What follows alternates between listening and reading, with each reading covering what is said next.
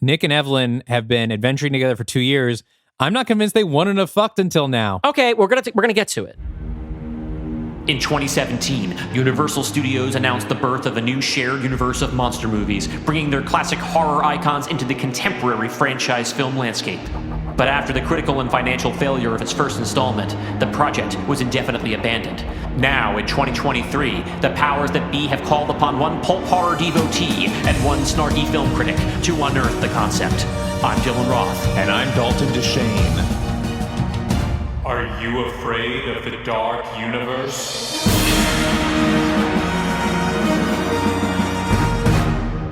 Hello, and welcome to Are You Afraid of the Dark Universe? This is the podcast where we look up the intro that I usually give. This is that podcast, yes. Welcome back to Are You Afraid of the Dark Universe, the podcast where we attempt to resurrect Universal Studios' failed cinematic universe of monster movies, one pitch at a time. I'm one of your hosts, Dylan Roth. I'm host number 2, Dalton Dylan. Remember early on when we used to just kind of wing the intro every time and we would end up giving like a 5-minute explanation of the premise? Yeah, this is so much better. It's so much cleaner. This episode's going to be so long, too. We've cleaned up so much of the podcast. When people are like, say they're listening to phase 1, I always kind of cringe a little bit just because of how loose everything was. But also the episodes were only an hour. That's true. Yeah, we had to clean things up once we pushed into the 2-hour mark. Yeah, and Dalton, don't think I haven't noticed that you have your own little sort of couch gag on the show, which is that I never know how you're going to introduce yourself when it's my turn to start. When I say I'm one of your hosts, Dylan Roth, you always have like, I am the second host, or I'm the other of your hosts. I never know what I'm going to say. Yeah, I think it's been different every time. I don't think about it ahead of time. But we should, speaking of all this, we got to get moving because we got a big ass pitch for you all today. I have written a script for this episode that is longer than House of Dracula's script. God damn. Yeah. And we need to get through it in one episode. Yes, we do. Luckily, it's just the two of us, no voice cast editing, and it's the kickoff of phase 3. That's so true. I think the it's people gonna be an event. want Yes. the big event. Expect, nor do I want any of the other episodes between now and Death's Door to be this long. Well, and The Mummy Returns was twice as long as our phase 1 pitches. That's true. This isn't going to be twice as long as the phase 2 pitches. Hopefully this will be like 10, 15 minutes longer. We'll see. But anyway, what are we pitching today, Dylan? What are you pitching today? So my assignment was to create the next Mummy movie in our franchise. This is our first part 3 of anything that we've done. The first Mummy movie, of course, was the only actually produced film in the Dark Universe, directed by Alex Kurtzman, written by a wall of writers. There is a real movie There is one real movie that you can watch. The next one was Not that we recommend it. The next one was The Mummy Returns 2023, written by Dalton Dylan. Oh, yeah. And as you might recall from the episode 2 episodes before this, where we talked about what phase 3 was going to be, Dalton and I have traded traded custody of characters this time. So the Mummy franchise is now in my hands for this phase. And I'm in charge of that set of characters. You got to deal with my shit. You got to deal with me integrating 3 previous movies. Yes.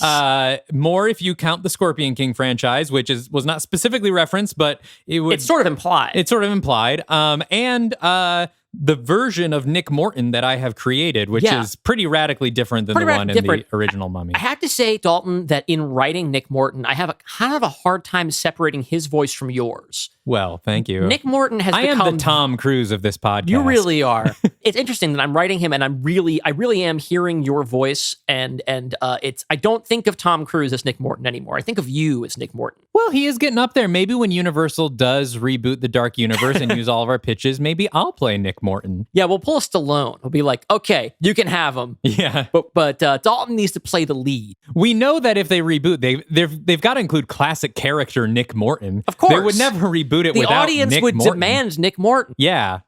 All right, so if you're listening to this episode, we more or less, based on the statistics that we see, we can now kind of more or less assume that people are listening to this show from the beginning and not jumping into the middle of episodes. But probably a good idea to give you a little recap of the relevant information. Sure. Because there's so much story to go through. So, Dalton, at the end of The Mummy Returns, your Mummy Returns, yes, you added a post-credit scene where yes, you established that classic 90s mummy heroine Evelyn O'Connell was somehow alive in the year 2023, which should be over 120 years old, and looks like Rachel Weisz does now. Yep. And at that point, other than, hey, I think it would be cool to introduce Evie in there, you did not have an idea actually of how or why that was going to happen. Of how she survived? Yeah. My thinking at the time, and this is about as far as I got, and I don't know if we made this explicit in any of the movies, was just that because she had died and whatever spell returned her to life had basically made it so she ages much slower, doesn't die the normal way, the way other people do. That it was a result of her being revived. Okay, well, without getting too much more specific than that. But well, you might be retconning I'll be getting that. a lot more specific than that. Okay. That was the main challenge. Like when I knew I had to do a mummy movie, that was the main thing that I had to start with, of thinking, how am I going to, we've made this kind of promise that there's something that's happened here. And we have the added wrinkle of the fact that at the end of The Mummy Returns 2002, Evelyn says that she's briefly dead. Mm-hmm. And she asks Rick, do you want to know what heaven looks like? Mm-hmm. And that flies directly in the face of what we'd established, which was that there is no afterlife other than hell in our universe. Yeah, we have made it so that whenever anyone dies, they see something terrible and horrifying that makes them not want to die, and made Dracula try to take over death just to avoid it. But somehow Evelyn O'Connell in The Mummy Returns saw something beautiful, and that was something we had to deal with. Yes. And so I kind of started coming up with an idea of where I would take that when we were writing The Mummy's Hand.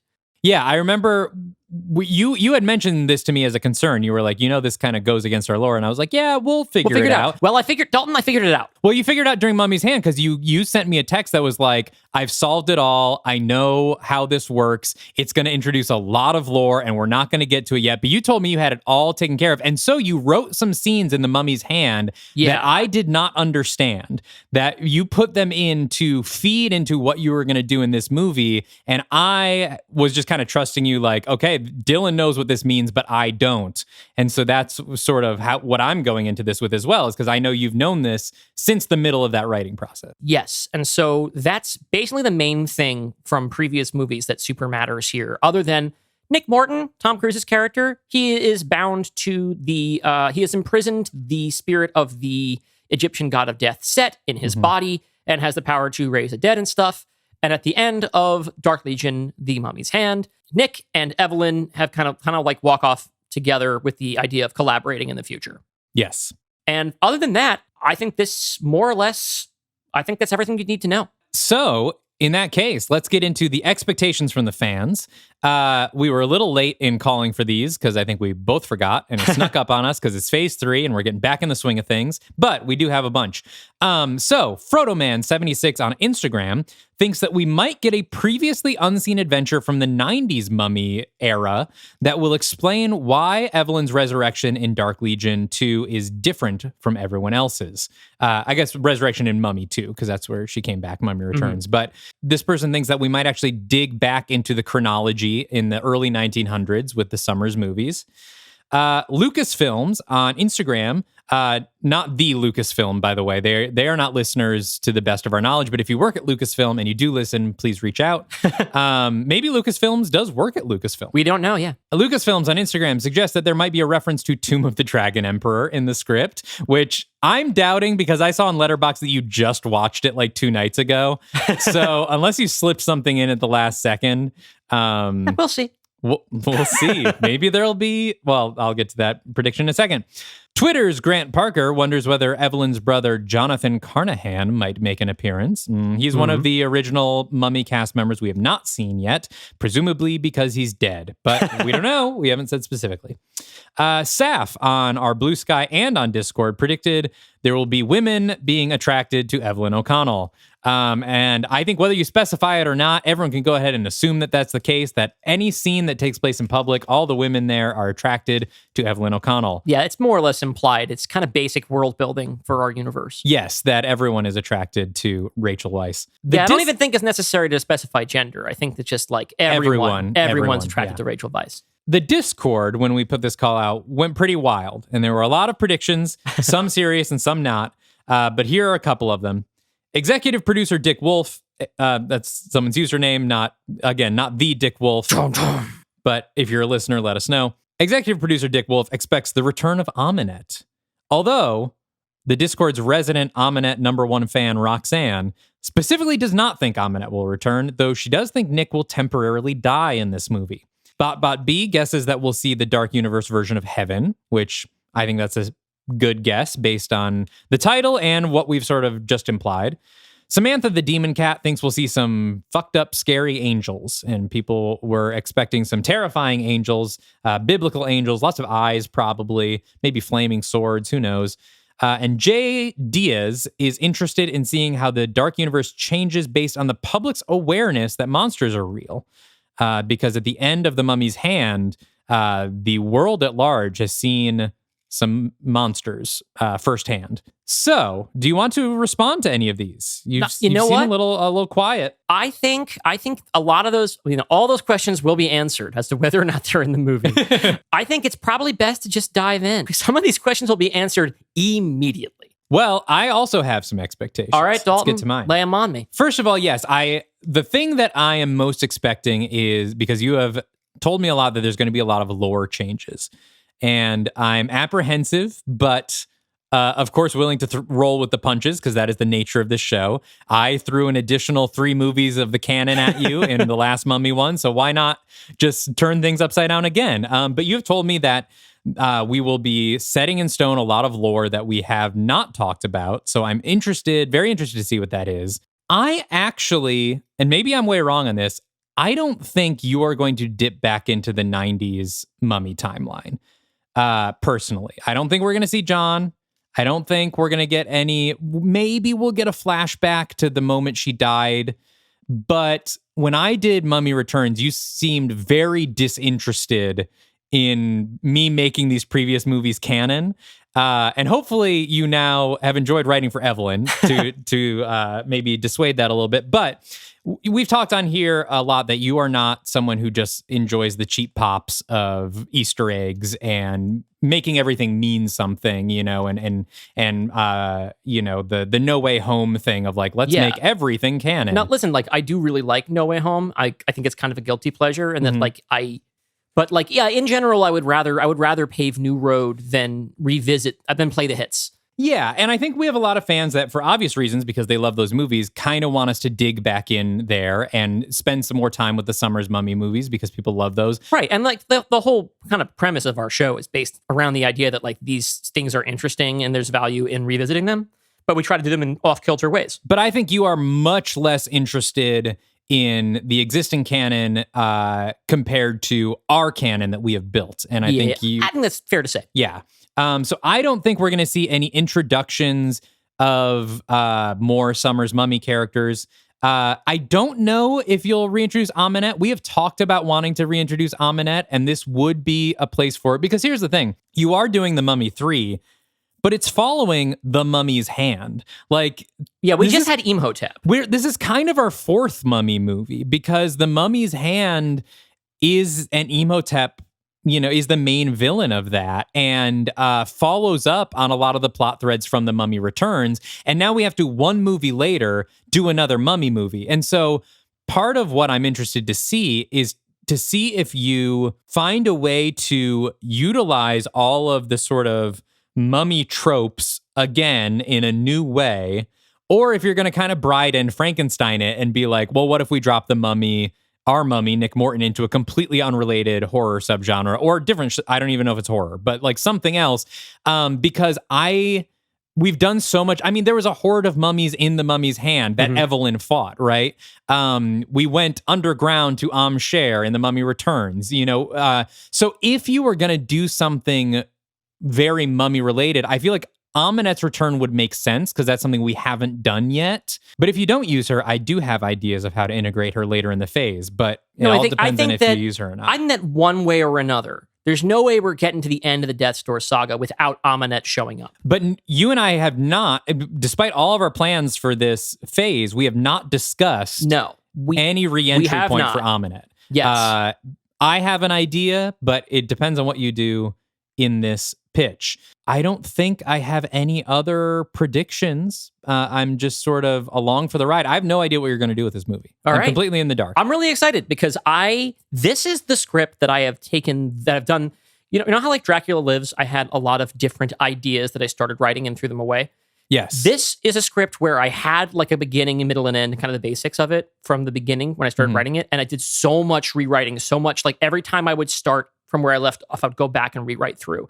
And I spent this entire past week pretty much as a 9 to 5 working on this script and punching it up and making sure it was ready. That's great. So there are already things that I would change if I had more time, but we can talk about that later. Oh, wait. Do you want to talk about the directors again? Oh, I'm sorry. Yes. Yeah. So for this one, I selected, I've been hesitant to pick them because I always feel like when you pick auteurs, for one thing, you're doing them a disservice by handing them a script and making that canon. But if I had to pick a favorite director or directors, it would be hard for me not to pick the Wachowski sisters. The Matrix is maybe my favorite film ever made. I'm a Jupiter Ascending appreciator, not a defender. I kind of like some of the ideas I would kind of like to have seen the rest of the trilogy. And I love Cloud Atlas. Although, as I always say, there was one thing wrong with Cloud Atlas that I kind of can't get behind. It's a big one. Yeah, it's a really It's big, one. But other than that, I think it's perfect. Yes. It really makes me happy. If you've seen Cloud Atlas, you can know probably exactly guess what we're talking it is. about. Yeah. But I was working on this, and there are so many, and I'll talk about it as we go. There were little things that made me think, fuck, I just want to like, I was thinking about the Wachowskis throughout working on this in terms of the way, specifically how gracefully they handle big exposition. Like I have so much shit to throw at the audience that does not advance the plot, but it works backwards. And I can't think in the world, in the history of cinema, a more efficient info dump than the construct sequence in the beginning of Act 2 of The Matrix. It is perfect. Yeah. It gives you so much of it is visual, and it keeps the character in the story the whole time. It's brilliant. It's shorter than I thought it was. I went through and I downloaded the script and I read it and like, oh, this is in 4 pages. It's Wow. crazy. Anyway, so I picked the Wachowskis, and I also got to pull in a couple of Wachowskis, 1 or 2 Wachowskis collaborators, I think, in the cast as well. Cool. All right. So, submitted for the approval of the Universal Pictures Board of Directors. This is Dylan Roth's The Mummy, Heaven's Gate. We open on the face of the 32-year-old Evelyn O'Connell, played by Rachel Weisz, as seen in 2002's The Mummy Returns. She's lying on her back in the sand outside of the Pyramid of Am-Sher with a knife wound in her belly as her family, husband Rick, Brendan Fraser, brother Jonathan, John Hannah, and 8-year-old son Alex, Freddie Both, look on in horror. Rick, who has been standing 50 yards away at the entrance to a pyramid, cries out and sprints towards her. Oh, no. No. This isn't happening. This can't happen. Alex and Jonathan hurry to her side as Rick tears open her shirt and begins compressing the wound. Alex stands nearby, stunned, and Jonathan holds him close. She's all right, isn't she, Dad? She's going to be all right? Rick can't acknowledge him. He bends close to Evelyn's face and looks into her eyes as they both fight back tears. You're gonna make it, Evie. You're real strong. Just hang on. Evie smiles weakly, hoping to console him. It's not working. What do I do, Evie? What do I do? Take care of Alex. You can't leave me. I need you so much. Love you. As Evelyn slips away, we switch to her point of view, as the face of her husband gradually disappears into black. The black becomes flecked with amber, like the flickering light of flame in a cave of red stone. But this lasts only a moment, as it's interrupted by a bright white light, first intermittently, then increasingly rapidly, like a strobe light. We begin to hear voices, echoing, distorted. You have her? I've got a lock. You have her. Get back and let me work. The white light dissolves into a beautiful blue sky. Hovering over her, similar to where Rick was earlier, is a new face, fair, delicate, with piercing eyes. This is Raphael, played by Jacob Elordi. He is dressed in a flowing white robe, and when Evelyn looks around, she notices that she is too. She presses her hand to her stomach. No wound, no blood. She's lying on a bed of moss in an idyllic garden. Birds flutter and sing overhead. She sits up, abruptly, to find that she's surrounded by dozens of robed figures, some of them standing in a crowd around her, some sitting on the branches of a nearby oak tree, all of them gorgeous. Beside Raphael is another figure, Hanael, played by Jamie Clayton, who has been kneeling beside her. Her eyes are glowing white, but eventually fade back to a more human but still striking blue. She turns to Raphael. Satisfied? Raphael ignores her, instead addresses Evelyn. How do you feel, Evie? Do I know you? No. But I know you. My name is Raphael. I didn't think I'd have the pleasure of meeting you so soon. Am I? I'm afraid so. But don't be afraid. You're right where you're supposed to be. One of the birds above emits an unpleasant crow, and everyone assembled begins whispering and muttering. Haniel's eyes glow again. Something's wrong. She's being pulled back. Impossible. How could the enemy breach the fire break so quickly? No, I mean back to Earth. Someone's performing resurrection. It's her son. Alex! Can you stop it? Stop it! You want me to interrupt a miracle? You mean I can go back? Back to my family? Haniel speaks only to Raphael. You've got 40 seconds. Raphael pauses for a moment, but his eyes are busy like he's speed reading something. Then he holds out his hand in front of Evie. Evie, I need you to grab my hand and hold on tight. The crowd chatters once again. This is a shocking request, but one that everyone understands. What are you doing? Remember Methuselah? You're kidding. It's either that, or we risk losing her altogether. She's one in billions, Raphael. Raphael looks at Evelyn with fire behind his eyes. On that, we agree. Evelyn is still hesitant to act, but she looks at Raphael's waiting hand. Raphael looks over his shoulder at the onlooking crowd. Sahaquiel! A figure drops down from one of the branches of the nearby tree and lands at Raphael's side. This is Sahaquiel, played by Shuti Gatwa. And like everyone here, he looks like an Abercrombie & Fitch model. Fit with fine features, in the prime of his life. Aye, Captain.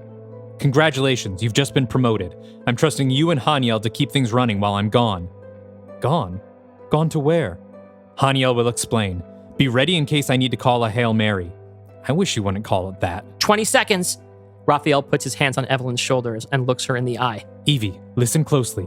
Memories of this place don't last long in the living, but you're not going back alone. This may be difficult for you, but I promise you it will be worth it. Evelyn nods as if she understands, but how can she?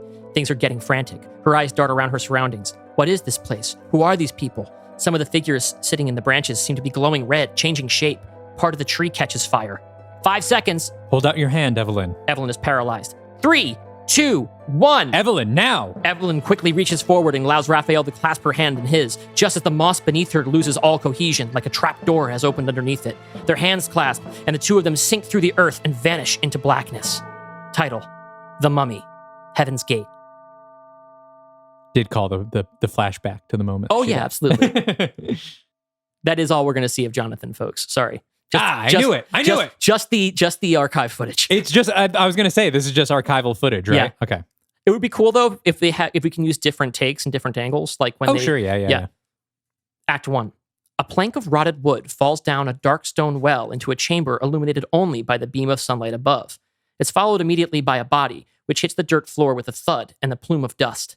She struggles to her feet, wiping off her khakis and climbing gear. It's Evelyn, looking a bit older, but not nearly as old as the following text would imply. 92 years later.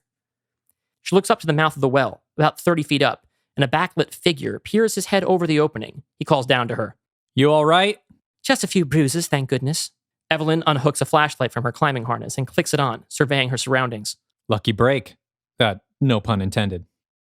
We cut to the floor above, where her companion is kneeling beside a jagged hole in the old wooden floorboards of an ancient church, circa 12th century AD. It's clear that Evelyn's tumble was accidental. What do you see down there?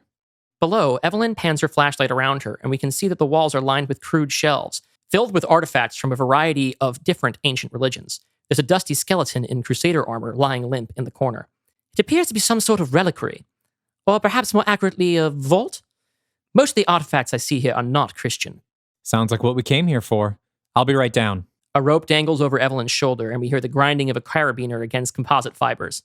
Nick Morton, played by Tom Cruise, drops into view, dressed for spelunking, with flashlights attached to his fingerless gloves. He shouldn't spelunk anymore. He should have learned his lesson. No more spelunking for Nick. He detaches from the rope and follows Evelyn to where she is examining a row of dusty relics. I wonder what the rest of this stuff is worth.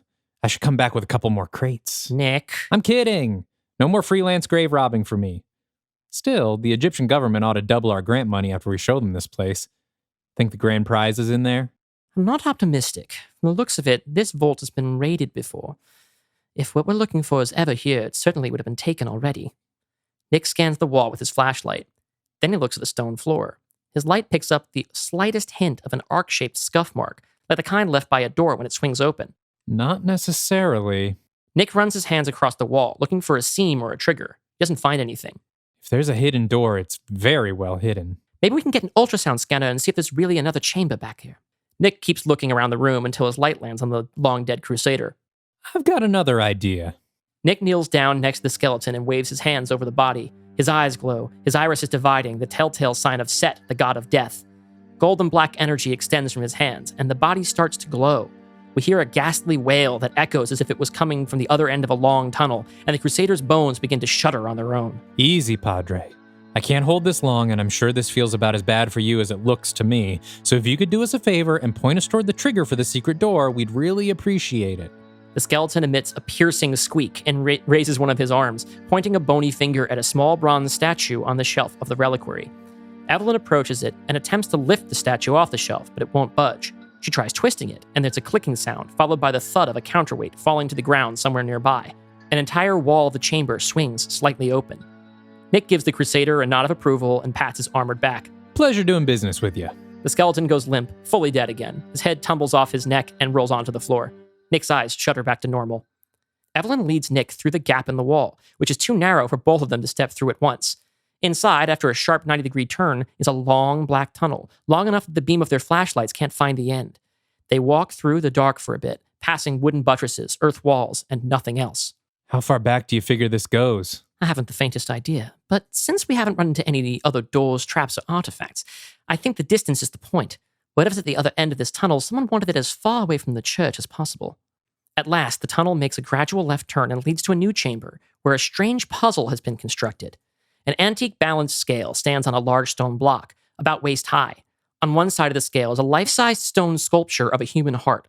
On the other is an irregular stone sculpture, longer than it is tall and small enough to fit in a shoebox. Resting in front of the scale is a metal bowl full of still more stone sculptures.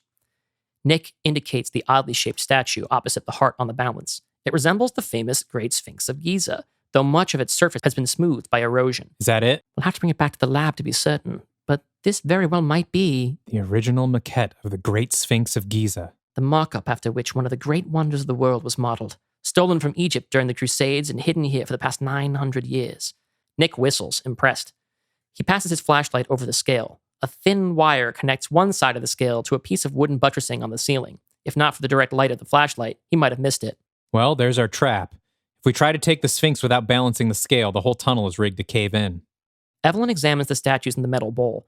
There are 5 of them. One is a heart, like the one already on the scale. There's also a cat, a cross, a skull, and a feather. Hey, I know this one. It's the feather, right? Anubis weighs the hearts of the dead, and if it's heavier than one of Ma'at's feathers, your soul gets eaten. Top marks, Mr. Morton. But the imagery of weighing souls for judgment would later be appropriated by Christians, who are presumably the ones who built this trap. So, the question is the puzzle supposed to test our knowledge of the artifacted gods, or whether or not we share their faith? Evelyn lifts both the stone feather and the stone cross and weighs them against each other by hand. There can't be more than a few ounces of difference between them. The balance must be quite sensitive. We have very little margin for error. Nick shrugs. Flip a coin? Evelyn sets the feather back in the bowl and holds up the cross. I'd rather not leave it to chance, but if I'm forced to bet my life, I'll place my faith in the arrogance of the church. Evelyn snaps on a pair of latex gloves and hovers with the cross over the Sphinx's side of the scale. Her free hand hovers just over the Sphinx, waiting to touch it until she has to. Nick mistakes her caution for nerves. Want me to do it? Are you joking? I've wanted to do this since 1981. We lean in on Evelyn as she prepares for her Indiana Jones moment, takes a breath, and makes the swap. For a moment, the scale seems balanced. Evelyn smiles. Then, just like in Raiders of the Lost Ark, this sense of victory is short-lived and the scale tips. The opposite side wobbles, tugging at a wooden ceiling plank. Oh, bugger. Evie is momentarily stunned by her failure, but Nick grabs her by the hand and pulls her into a run. Come on, Evie, run! Nick starts running down the tunnel, pulling Evelyn along until she's come to her senses. He lets go and Tom Cruise runs through the confined space, with Evelyn not far behind, Sphinx in hand. As the tunnel collapses behind them, wooden buttresses collapsing one after another, dirt and dust nipping at their heels. They rush down the tunnel, buttresses cracking ahead of them now as they collapse in on their wake. They're just about to be overtaken when the beam of Nick's flashlight hits the blank wall ahead. He dodges to the side, grabbing Evelyn's waist and pulling them both through the narrow passage from which they entered. They dive, and the avalanche of dirt smashes against the side of the vault's hidden door, knocking it over, but safely away from where Nick and Evelyn now lie. You all right? Yes, I'm all right. I'm sorry. I made the wrong choice. I should have realized from the long tunnel, the distance from the church. They saw this as a heathen artifact they'd never equate it to the cross. Hey, it's all right. We made it out. And you saved our meal ticket. I'm calling this a win. I just can't believe I made such a foolish mistake. Honestly, I'm kind of relieved. Relieved? Why? Because it's usually me. Anyway, for all we know, neither of them would have worked. Nick helps Evelyn to her feet. Come on, let's get you some fresh air. Cut to the exterior of this derelict 12th century church in the middle of the Moroccan desert. as Nick and Evelyn step outside, only to be immediately swarmed by reporters with cameras and microphones. Evelyn, what did you find down there? Can you tell us anything more about heaven? We'll pay $2 million for an exclusive interview with Seth. Evelyn, what's your skincare routine? No comment, no comment. We'll not be taking any questions today, thank you. How the hell do they always find us? Evelyn and Nick power through the crowd towards their Jeep, which is surrounded by more than just press and news vans. Amongst the 100-odd onlookers are priests, imams, holy men and women of all stripes. There's a quartet of men in black robes with painted faces, led by another wearing an elaborate headdress resembling the ancient form of the Egyptian god Set. But even they are outnumbered by the dozens of everyday people who have traveled through miles of empty desert for a chance to see two of the world's most famous heroes. Some of them look starstruck, but the majority wear faces of exhaustion, depression, and loss. One particularly harried, middle-aged man reaches out for Nick. Mr. Morton, please bring back my son, please. Nick tries not to acknowledge the man. He just walks steadily towards the van. He and Evelyn pass a woman with a string of prayer beads in her hands. Where the rest of the crowd is in a frenzy, she stands strangely still. She calls out to Evelyn, who turns to look at her and becomes transfixed by her placid demeanor. The rest of the crowd seems to go quiet. What does heaven look like, Evelyn? Evelyn stops dead, lost in the tranquil stare of the faithful woman. Evelyn struggles to answer, but before she can speak, the woman is knocked away by another young woman who is waving a thick hardcover book over her head. Can you sign my book? Nick and Evelyn make it to their truck and start driving, but not before the fan chucks her book through the open window. It lands on Evelyn's lap in the passenger seat. She removes the Post-it note with the fan's mailing address on it, revealing the book's title, The Dark Legion, The True Story of Earth's Mightiest Monsters by Cassandra Falk. Evelyn lets out an annoyed grunt. If I realized how much trouble this book was going to cause, I'd never have agreed to be a part of it. Hey, think about how much worse things could have been if you hadn't. You remember what it was like after Manaus. Demons rose up from hell, where apparently all of humanity will eventually suffer for all eternity. People are scared out of their minds, and out of all the Legionnaires, you're the only one with any good news to share. I only wish I could remember more of what I saw when I crossed over. Even my memories of my more recent death have completely faded. Well, the rest of the team remembers their stopover in hell in excruciating detail, so I say count your blessings. Evelyn looks thoughtfully out the car window as they drive away from the crowd. Okay, let's pause here. Yes. Let's talk about what's already been established. One thing I forgot to add to my predictions, and I don't think it's too late. This isn't really a prediction, but just one thing I'm wondering. I'm wondering if you have hooked up Nick and Evelyn as a couple. We have not gotten any confirmation yet. But I was wondering, like, are they gonna, because this is a time jump. Do we need to make that clear? Yeah, let me, because 92 years after 1933 is 2025. Yes. So I want to establish that 2 years have passed since the end of The Mummy's Hand. Now, that does not mean that all of the movies after this will also take place 2 years after. Like, I am preparing for my next movie, Native American Werewolf, and I believe we're preparing for Dark Legion, or the Dark Universe Holiday Special, to all take place shortly after Mummy's Hand. So we will be backtracking. So this is actually taking in the future of probably multiple movies. Yes. We get to decide now going forward, are we going to set the other stories within the gap or afterward? Yes. I wanted to do a little time jump for a couple of reasons. One, I wanted to be able to explore the aftermath of the revelation that hell exists on the world. And I also wanted to have enough time for, realistically, for Cassie to have written and published a book about what happened so that we can, A, because I think it's a fun thing to do with Cassie in a later story. Sure. And B, because I wanted there to be, I wanted to provide some certainty. I wanted people in general to kind of know what happened in the previous films, because it's really important to me that the Dark Legion going public is like, it's all the way. See, that's interesting because my impulse was the opposite. And so this is news to me. The fact that like they are celebrities and everyone knows their powers and everything. For me, I always thought the Dark Legion would sort of operate from the shadows, and it would be kind of like there would be mass confusion all over the world of what happened. I think we have seen these monsters and we don't know what they are, where they came from, we still but have something room exists, for that. you know? We still have room for that. That's what I think the immediate aftermath was. Yeah. So that's why I wanted to jump past that, because I wanted to be able to, first of all, not have this whole movie be about that. Because I think if I did it immediately after, that would have to be like the setting of the movie, and the center of the movie would have to be, oh my God, did you hear that hell is real? And everything would have to be immediately around that. And I wanted to have a little bit of breathing room for there to be a little bit of a sense of normalcy. But my biggest reason for this is because we do this show with a new movie every month instead of 3 a year. I think we were in danger of creating a situation where the Dark Legion only exists for about like 2 years in total of time. Yeah. And I think that drives me crazy. Not that the Dark Legion is not going to exist at the end of Phase 3, but you know we what need I mean? the events But, of this saga. Yes. And one thing that drives me crazy about like Nolan's Batman trilogy is that the way that it's set up, Batman operates for like 8 months total. Yeah. Because you have Batman Begins, and then you have The Dark Knight, which is implied to only happen a couple months later. And then there's an 8-year gap, and then Dark Knight, and then there's Dark Knight Rises. So like Batman is like a blip. He's not like an institution. He doesn't have this kind of big canvas to tell stories. This gap also allows there to be room for a lot more stories in between. Sure. And also I think it's important to give I think it's fun to be allowed to have some stuff happen between movies, some of which we can fill in and explain, and some of which would remain a mystery. I see. What I was going to get at is that I was wondering if you wanted the 2-year time gap so that you could establish like them as a couple. Like, oh yeah, Nick and Evelyn are married now, and they have a child. I want to establish their like dynamic. Like, I wanted them to have been working together for a while, and that they have a rapport. Because the Mummy, the classic Mummy, the 90s ones they're about a romantic couple, but it's a two-hander, right? It's built around their dynamic. And so I wanted a little bit of that. I do think this is more of a movie in which Evelyn is the lead. Like I would even, if Tom Cruise would allow it, I'd even kind of like to give Rachel Weisz top billing in this one. Sure. He's not going to allow it. But I think that I don't really feel any of this has been like her movie. Yeah. And so I wanted this one to be her movie. Because Nick has gotten a lot of play in all of these. I think it'd be fun to do. I wanted to do an Evelyn movie.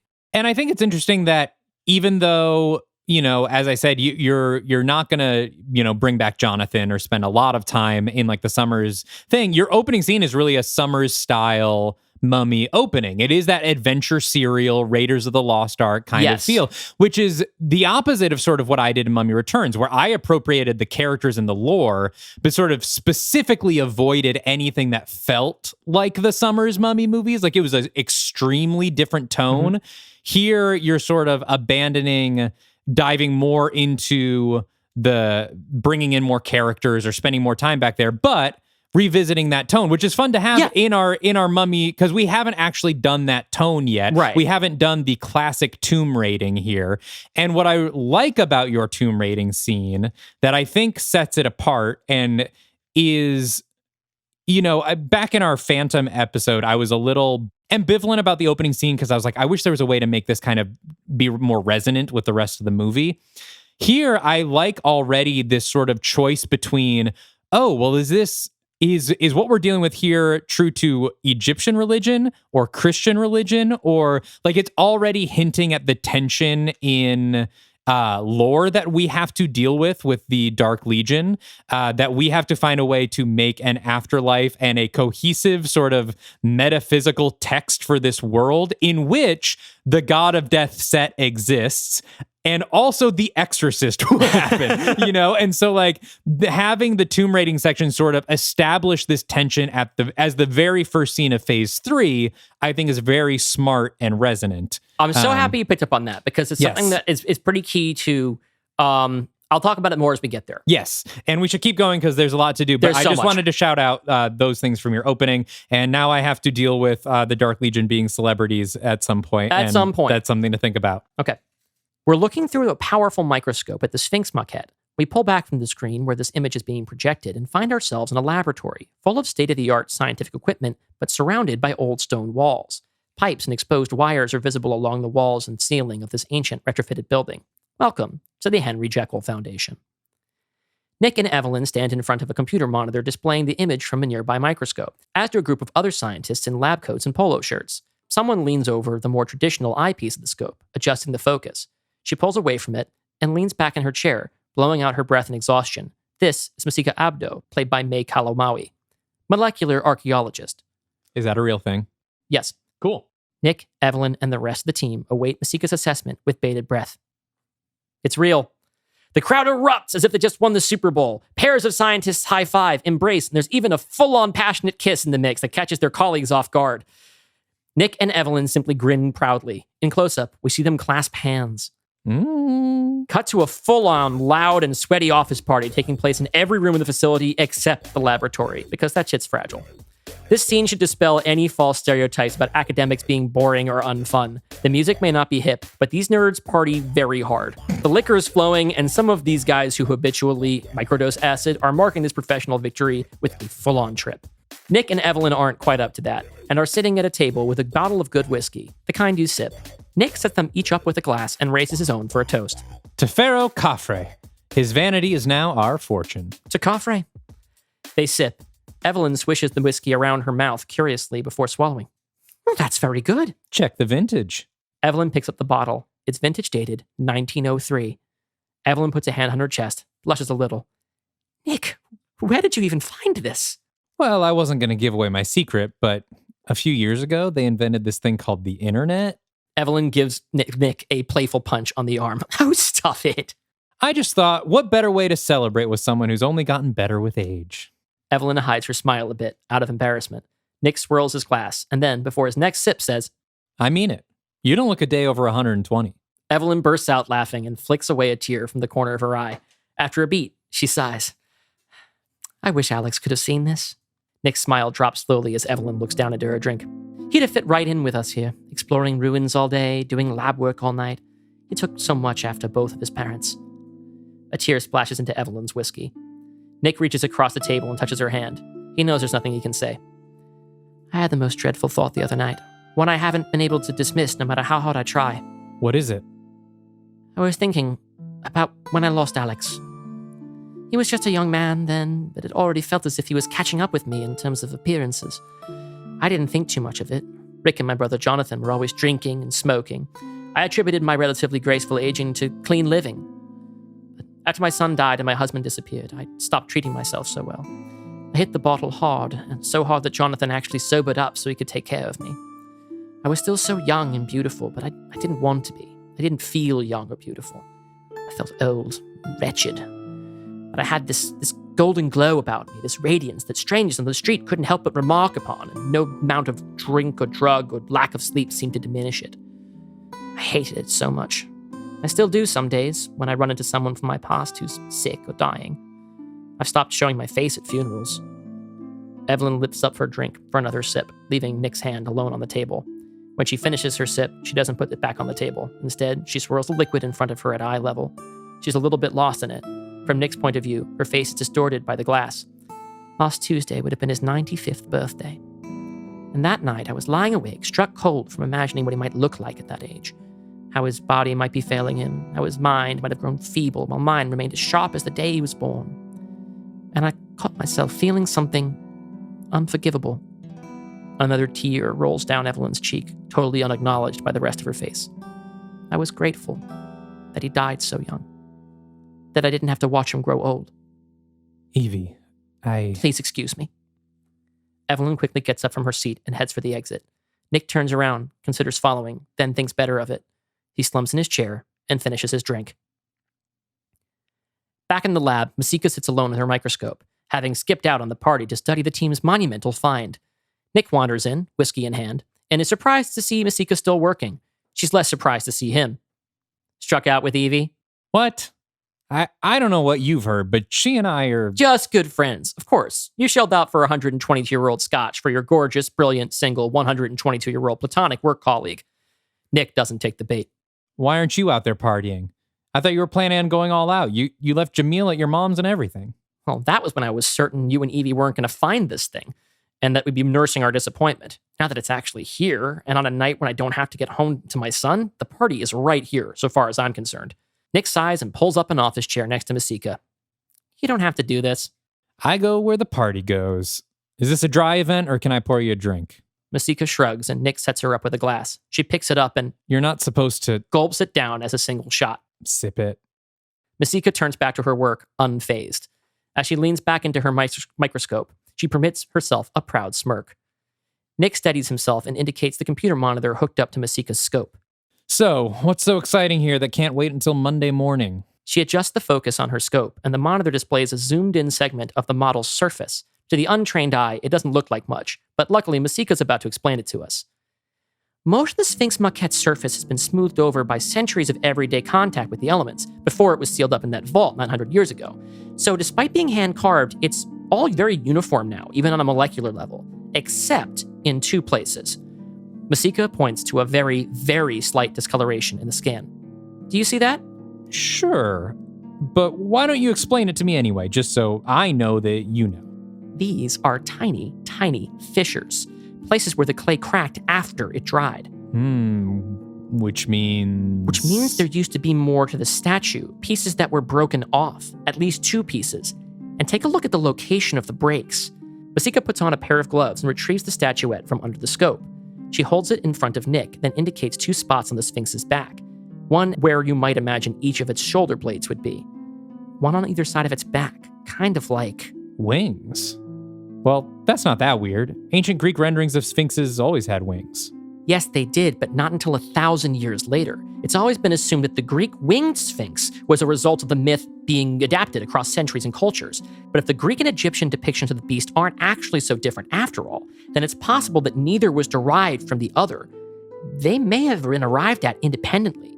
Or been based on something that both cultures encountered. You think it's possible that the Sphinx might have been a real living creature?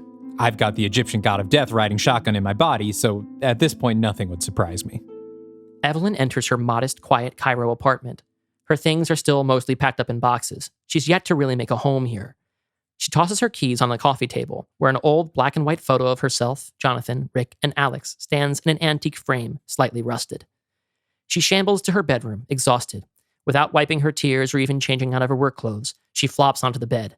As she falls, we see a man in the darkness standing behind her. No, wait, not behind her. Exactly where she'd been standing, as if the 2 of them were occupying the same physical space until a moment ago. It's Raphael, the one who fell through the moss with her back in the prologue. He looks down at the bed and sees Evelyn already asleep.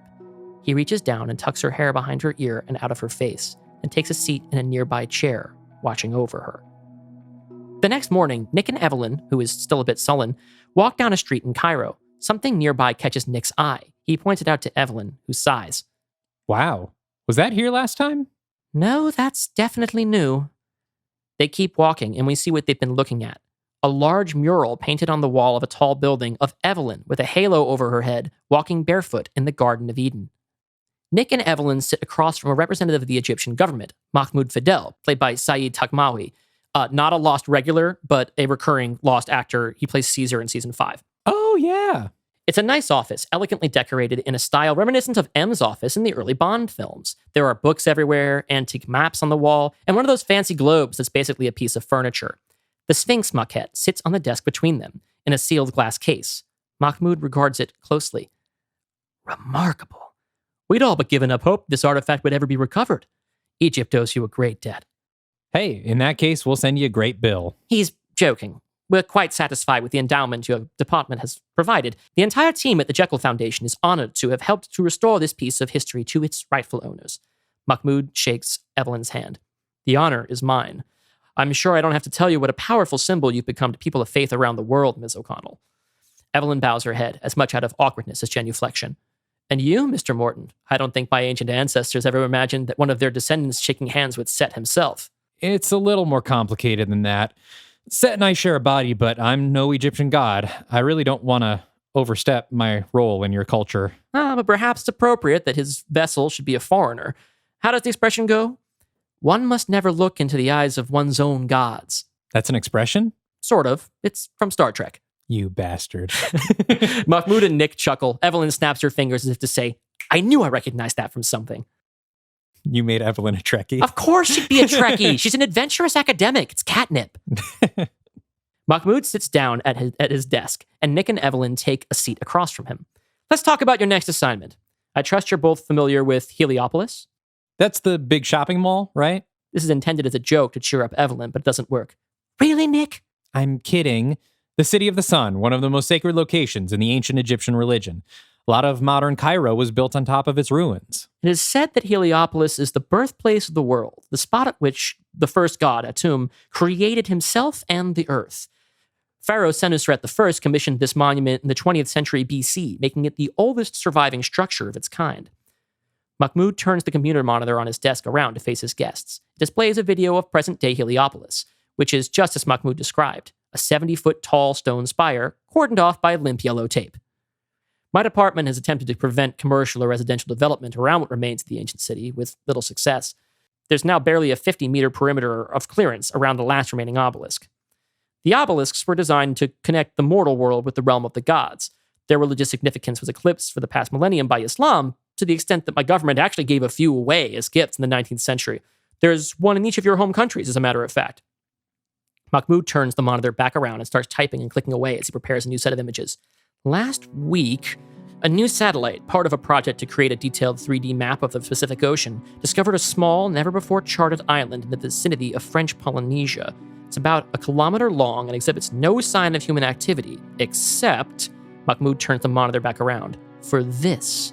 The satellite image on the screen zooms in tighter and tighter until it zooms in on the center of an island, where standing in the middle of a sparse jungle is some sort of man-made structure with perfectly square edges. The 3D imaging does its trick, and the image rotates, revealing the structure to be a 70-foot tall, pointed stone obelisk. Is that... It can't be. According to the satellite's measurements, it's identical to the one that's still standing in Heliopolis. But that's not even the most incredible part. What is it? The Polynesian obelisk stands at the exact antipode of its Egyptian counterpart. Evelyn is speechless, leaning in to study the images on the screen with her mouth agape. Antipode. Help me out. What does that mean? Evelyn steps back from the monitor and excitedly hurries over to Mahmoud's large globe. Nick follows. Evelyn points to Cairo. It means if you shot a hole straight through Cairo, through the exact center of the Earth. She swivels the globe to the exact opposite side and then points to that spot in the middle of the Pacific. This is where the exit wound would be. Crossfade from the globe to a high aerial view of this same spot in the real Pacific, where the tiny island awaits. It's dusk, and we follow a small yacht as it draws closer to the island. It's a pleasure craft, big enough to have staterooms for guests. On the deck of the ship, Nick, Evelyn, and Masika look out at the horizon, the sun now totally set behind them. The island is in view, but the ship cuts her engines before it gets too close. There are a few other nondescript team members from the Jekyll Foundation milling about. Masika is on the cell phone with her son. I know, Jamil. I'm sorry. Mama's going to be away for a few more days. I promise I'll bring back something cool from Bora Bora, okay? Nick gives Masika a little wave. White boy Nick says hi. White boy Nick? That's what he calls you. Good night, sweetie. Be good for Yama. As Masika ends her call, Mahmoud descends from the bridge. Oh, that's as close as I can take us at the moment. The island all but disappears at high tide, but we're better off waiting until sunrise anyway. I guess it's a good thing we're traveling in style. Honestly, Mahmoud, how much did you spend to charter this yacht? This must be the most expensive ship they had at the port of Bora Bora. I'll have you know it was the third most expensive. Masika rolls her eyes. My tax dollars at work. You won't be complaining when you see the minibar in your stateroom. I, for one, plan on recouping a lifetime's worth of taxes on this government-funded excursion. Mahmoud produces a bottle of champagne from behind his back. Who's for a nightcap? Cut to a bit later, below deck. Nick and Evelyn walk single file down the narrow corridor that separates the two rows of staterooms. Masika follows behind, still nursing a half-full champagne glass. She bids the two of them a good night, gives them a sarcastic little salute, and slides into one of the rooms. The first order of business tomorrow should be molecular analysis. Masika took a reading off of the Cairo obelisk before we left, so we should have a strong base for comparison. Yeah, Evie, I know. We went over this on the flight, remember? I'm sorry. I'm just excited, that's all. So am I. Honestly, if I'd known you could have this much fun on the straight and narrow, I'd have gone legit 20 years ago. And here I'd been afraid that working these government contracts was stifling for you. Maybe a little. But you can't beat the company. Nick and Evelyn are now standing face to face in the narrow hall, only inches from each other. They smile at each other quietly, each waiting for the other to say or do something. The moment turns awkward and Nick laughs, indicating the door behind him. I guess I'll take this one. Me too. This one, I mean. She knocks on the stateroom door behind her. She slides it open slowly and steps backwards inside. Good night, Nick. Good night, Evie. Evie closes her door. Nick exhales, steps through his own, and slides it closed. A moment later, Evie opens hers and pokes her head out, sees that Nick is already gone. She slips back inside and shuts the door. Another moment passes. Evie throws open her door confidently, takes a single purposeful step into the hall, and then immediately pivots on her toe and disappears back into her room, slamming the door shut loudly. Nick pokes his head out his own door and looks around for the source of the noise. Finding nothing, he turns around and closes the door. We follow him inside. He undoes the buttons of his shirt and looks himself over in the mirror, perhaps disappointed in what he sees. His face-off with himself is interrupted by a knock on his door. He raises an eyebrow and then walks over to the door and slides it open. Cut to black. The next morning, two small motorboats depart from the yacht towards the island, carrying Evelyn, Mahmoud, Masika, Nick, and a half dozen technicians and researchers with their equipment. It's a desert island with some foliage and tree cover, but the obelisk can be seen poking through the treetops. It's a short walk from the shore to the center of the island, where the technicians start setting up various lights and sensors. Evelyn kneels down next to the base of the obelisk and takes out an old-fashioned dusting brush. But before she can get started, Masika asks, "What are you doing?" "I'm dusting." "And did you bring a 6-story scaffold, or were you planning on climbing this thing, like Mulan?" Masika taps a button on her tablet, and a quartet of drones rise up from a crate and float to the top of the obelisk, one on each side, and then spray the surface with compressed air as they fall gently towards the ground. Evelyn steps back to get out of their way as they finish their sweep. Masika grins proudly. Evie sighs. "I could have climbed it." Nick chats with one of the technicians, a familiar face. He's the guy who got a big kiss when Masika authenticated the Sphinx statue earlier. Let's call him Ted. "Radiological scans are normal. You picking anything up?" No weird mystical vibes here. Just a nice breeze and some sand in my shoes. If this thing means anything to Set, he's not eager to share. Masika takes a handheld device from her belt and touches it to the obelisk. The end of it glows red for a few seconds, then she pulls it away. She removes a glass microscope slide from the center of her device and holds it up to the light. It contains a wafer-thin circular slice of the obelisk's surface. Some time passes and technicians get a full LiDAR scan of the obelisk. The results appear on a laptop, which Mahmoud interprets. Remarkable. The dimensions are an exact match for the Heliopolis obelisk. Except there are no engravings on the surface. The one in Heliopolis has the many names of Pharaoh Senusret I on each side. This one's completely blank. Aside from the expected erosion from the sea air, there's not a mark on it. Masika chimes in, holding up her microscope slide. "It gets weirder. It's the same rock." "It's red granite?" "Yes, but I mean, it's the same rock. On a molecular level, they're so similar that even being cut from the same quarry around the same time wouldn't entirely account for it." There used to be dozens of obelisks in Heliopolis. Could it be this one was stolen and moved here at some point? Possibly, but if so, why? As unlikely as that sounds, it's not as crazy as the other possibility. What other possibility? That it's always been here. After hours of tests and measurements, the atmosphere around the obelisk is starting to get more casual. Nick, Masika, and Ted are grabbing a snack by the equipment crates while Evelyn sits next to the spire and scribbles notes in a notebook. How deep do you think the base goes? That's hard to say.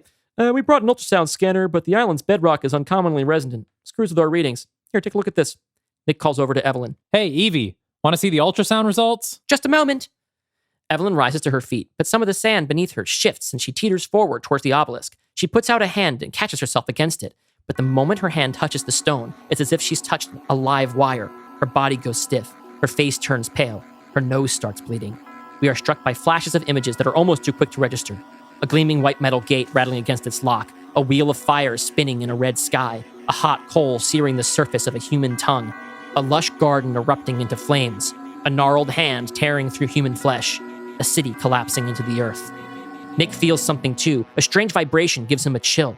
For just a moment, his body shimmers like a vibrating glass, but he shakes it off. As he does, a single black feather falls from his shoulder. His attention is drawn to the obelisk, where he sees Evelyn standing with unnatural rigidity with one hand against the obelisk. "Evie? Evie!"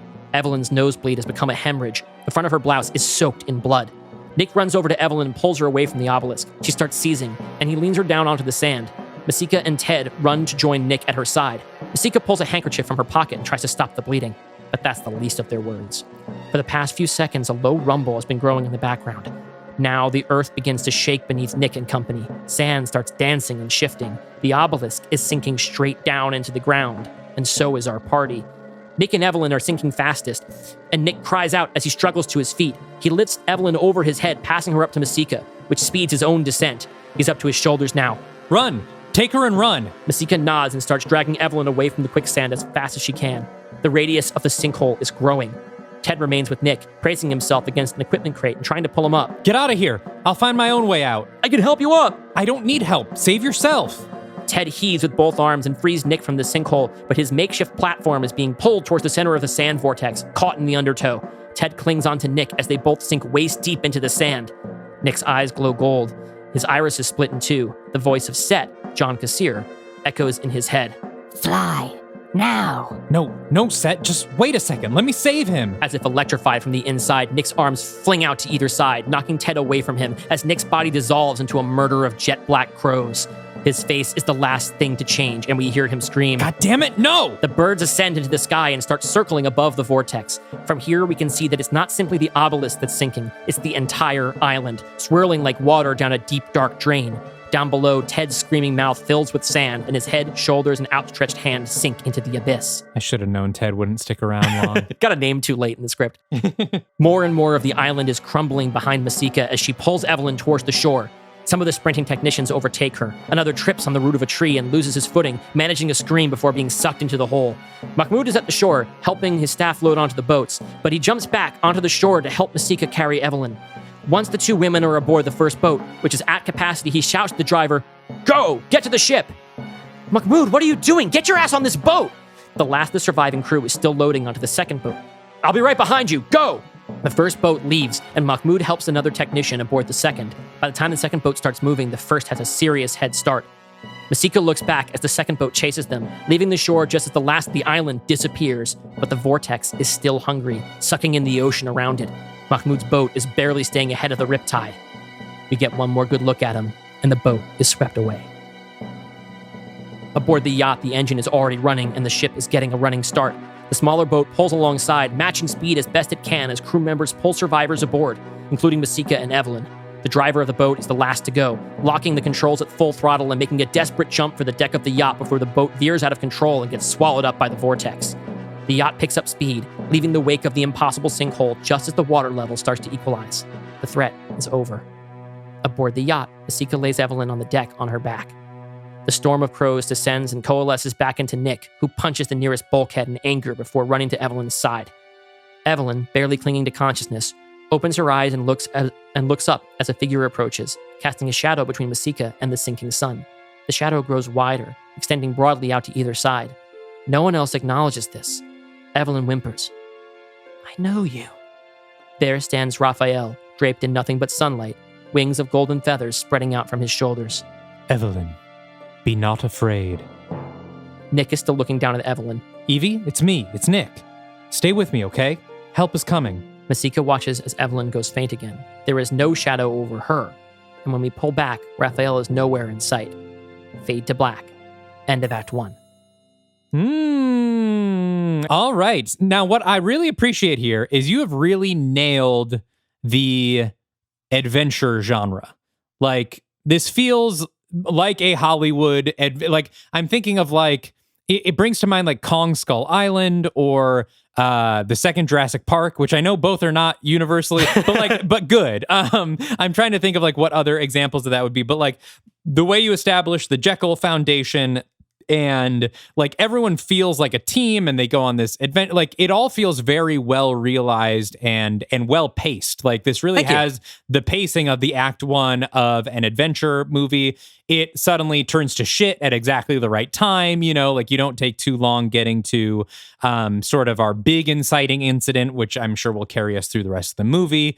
We haven't gotten to a lot of the lore yet. We're hinting at a lot of it, so I can't really comment on that yet. Right. Well, again, one of my structural inspirations here, the first act, I did think about the Summers Mummy, but in terms of where you get the big info dump thing, I was looking at the Matrix screenplay. Yeah. While I was figuring out my page count for things. This is a nice big grand Act 1. I think it's a great kickoff for Phase 3. I have one quibble. Hit me. But I think it can be explained away. But my one quibble is that Nick and Evelyn have been adventuring together for 2 years. I'm not convinced they wouldn't have fucked until now. Okay, we're gonna get to it. Well, the thing because part of me is we know Nick's a quick operator. We know his history with Jenny. He doesn't waste any time. But now he has set, and so maybe he's hesitant about getting in a relationship, starting anything new. He left Jenny at the end of The Mummy. Plus, there's a whole thing of Evelyn being 120. That's a problematic age gap, and maybe he's worried about getting groomed by this older woman. It's gonna be addressed. Okay, because they're two hot people. They are. To be working solo together for 2 years out in the sand and getting all sweaty together and sleeping in tents. And here's the thing, I've done a lot to Evie has changed a lot in the ensuing, 90 years since the last time we saw her. But I did really try to retain for as much as we have the heavy stuff, like with her coping with like the kind of misery of immortality, I wanted to make sure there were moments we kind of still get her sort of fun girlishness. Yes. That makes her so lovable in those movies. But I do want to remind you that she met Nick the day she found out that her long lost husband was dead. True. So And she's a chaste librarian. Yes. I do think of, and this is not to give too much away, I do think of Evelyn as the kind of person who felt like she had the one big love in her life. Yeah. And now he's gone. And so she's done. Sure. It is, but we'll get into a little bit of what's been going on. Yeah, it's just not really a real criticism, but just that they're hot people and hot people fuck all the time. But no, character-wise, I can see what you mean. But I really like this Act 1. I really have no notes. I think it's a lot of fun. It feels like a great adventure movie, but like modern in the way that the Summers movies are. I mean, obviously the Summers movies take place 100 years ago, but like the idea of like Masika using the drones to like scan and like that all feels very fun and introduces a lot of modern science-y shit without getting prodigium involved, which I really appreciate. Well, that you did not pull the prodigium lever yet. I wanted there to be like an organization that was more like felt a little bit more real and like textually has a budget. Yes. Right. And they work for, I do feel like if there's one thing in Act 1 that I would want to maybe play with is that I did not really get to do a lot of research. I did a lot of research about like Heliopolis. There seems to be a lot of research. I did a lot of research act. about that, and I'll talk about more of the stuff that I researched in Act 2, but I didn't really get into a lot of like the modern everyday culture of Egypt or of Cairo. Like it did not strike me until like I was reading it this time that I'm like, would Mahmoud drink? I don't know. Sure. If you are like a state official in the Egyptian government, you know, how seriously do you practice Islam, right? Yeah. Maybe you don't drink. Yeah. So, but this guy does because it's fun. We're going to say yes. Yes. Characters in my scripts drink and fuck. It's the things that they do. Well, and it's a good way to follow up on the idea that, okay, the Dark Legion is famous now. This book, everyone knows who they are. So like that allows us finally to use that to give them a budget and a counterweight to Prodigium, because we talked about in Mummy's Hand, we kind of have to keep going back to Prodigium because they can get people places. They can get people places. They have the knowledge. Yeah. They have, there's someone we can lean on, but we try not to use them too much because we're trying to keep them mysterious and kind of to the side. And so the fact that we now, at least 2 years in the future, have a sort of counterweight to that doesn't destroy the mystery of our world the way Prodigium sort of did in the first Mummy, but can give us, planes and scientists and, resources and stuff like that. Some staff resources. And that's a helpful thing for our universe. Yeah. And the way that I imagine it is that it's like, it's Evelyn's baby, but Nick named it, 'cause she never met Jekyll. Unless there's a hidden story somewhere in the past where she meets Jekyll. I think it's made pretty clear in Mummy's Hand that she did not meet Jekyll. Yeah. But your Act 1 is, if this is an 80-page script, your Act 1 is 39 pages. That takes us about right to halfway. So why don't we take our break here? And when we come back, we'll dive into Act 2 and then Act 3 of The Mummy, Heaven's Gate. Stay tuned.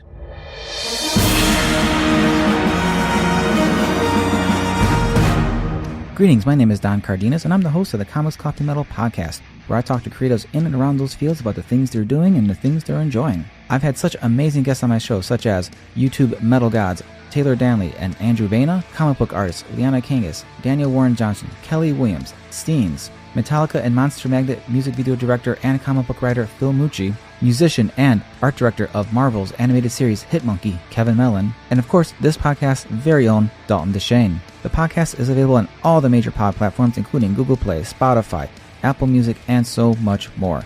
You can also go to comicscoffeemetal.com and find direct links to the shows there. Thanks for listening, and I hope to see you around.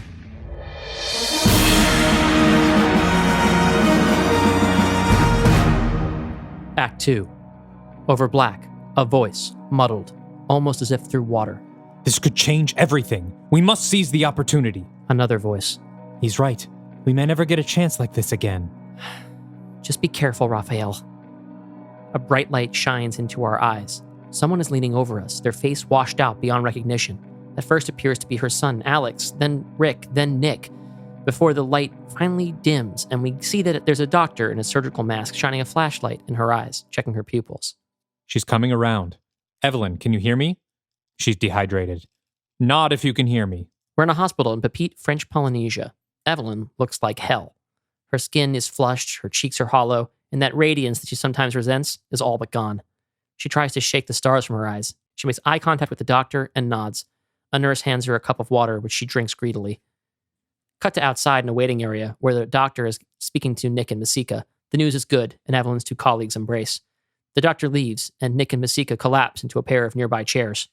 Thank God she's okay. I've brought Evelyn back once before, but when there's magic involved, I don't have the best track record. What happened back there with the birds and everything? Set happened.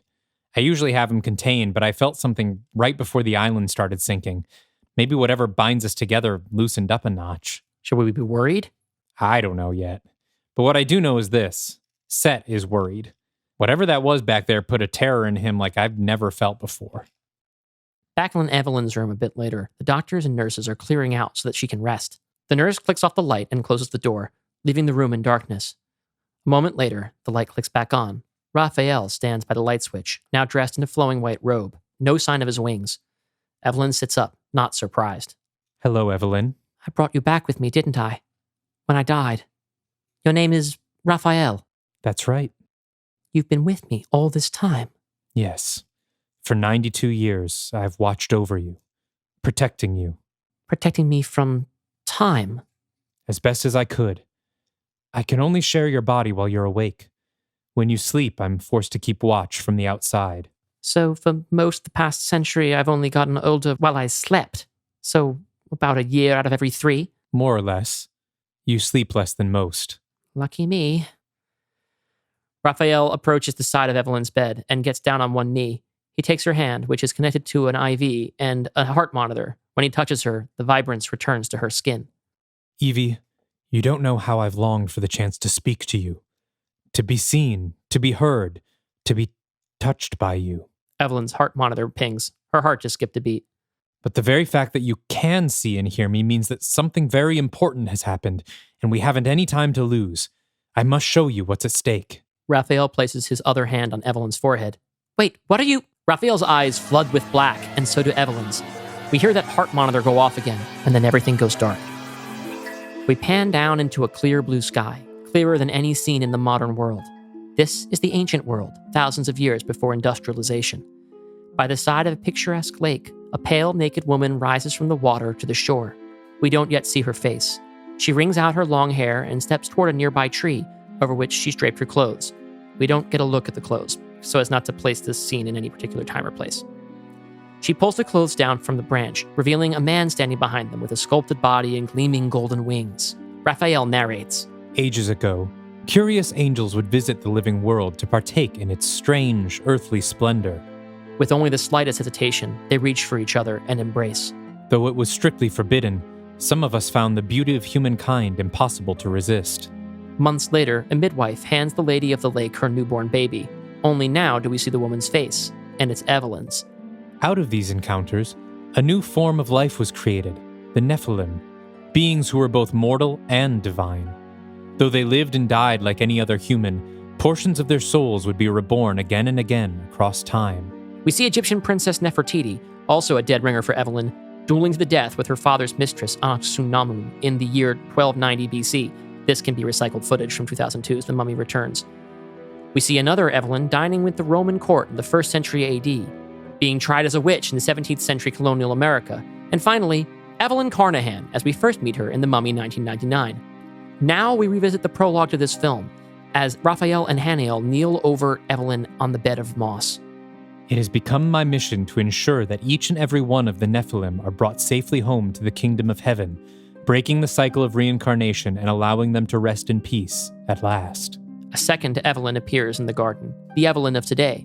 She stands over flashback Raphael's shoulder, looking at her past self. So that's what you were trying to do when I died in 1933. The Raphael of the flashback answers her question. Yes. I wasn't certain how soon we could make a second attempt, so when you were pulled back to the living world, I went back with you, hoping that would buy us enough time to try again. You stranded yourself on Earth for nearly a century. For me? A century isn't such a long time for an immortal. Though, I must admit, being so close and yet beyond your perception often felt like an eternity. Flashback Raphael lightly brushes the face of Flashback Evelyn with the back of his hand. Flashback Evelyn blushes and looks up at present Evelyn, who also blushes, and then clears her throat and changes the subject. You spoke of an urgent matter. Does it have to do with what happened at the obelisk? Yes. Follow me. Flashback Raphael takes present Evelyn's hand and pulls her forward into the moss, just as it crumbles apart, dropping both of them through the ground. On the other side of the moss, Evelyn is suddenly free-falling through the upper atmosphere. She screams, apparently alone on the long plunge to the Earth's surface. The land below is arid and beige, and as she falls closer, the landmarks become visible. This is Heliopolis, the ancient Egyptian city of the sun, at its peak, and in mere seconds her body will be impaled directly onto one of its many gold-tip obelisks. When she's no more than 100 feet from impact, a pair of arms scoop under her own arms and lock on like a book bag. It's Raphael, who opens his hidden golden wings and directs her momentum into a smooth glide, like the bottom of a roller coaster drop. Evelyn continues to scream for a few seconds, but her screams become joyful howls as she embraces the exhilaration of this flight. They do one orbit of Heliopolis, a bustling city of stone, and finally land at the foot of one of the stone obelisks, the very same one that still remains in present-day Cairo. Raphael gently places Evelyn back on her feet, just as his own reach the ground. She turns in his arms to face him, and they linger there for a moment. She seems to expect a kiss, but instead, Raphael releases her and gestures to the obelisk. This obelisk marks the very spot where the Earth was born. It is the keystone of creation. Senusret recognized its significance and had his name engraved upon it, but it's been here since before mankind even evolved. The pharaohs built dozens more in its image, siphoning the energy that radiated from it for use in their own magics. Around them, time begins to accelerate. Priests and citizens are moving a mile a minute, then too quickly to be perceived. The city is sacked, repaired, sacked again. The other obelisks vanish one at a time, destroyed or removed over the course of centuries, until we arrive at the present day. The power of the original obelisk is now divided between itself and its 7 remaining brothers, spread out across 3 continents. We zoom across the globe at incredible speed, warping from Cairo to Central Park in New York, home of the obelisk we call Cleopatra's Needle, then to its sibling in London, then to Florence, Italy, and to 4 sites in Rome where the remaining spires stand. We warp once again across the globe to the newly discovered island as it existed hours ago, complete with Evelyn and her party. The Pacific obelisk is nearly as old as the first, a counterweight to its mystical energies, the metaphysical South Pole. Evelyn watches Flashback Evelyn stand up and reach toward the obelisk. When she makes contact, time slows down, and we see concentric waves of energy pulse from Flashback Evelyn, throwing Flashback Raphael out of her body as if punched through her chest.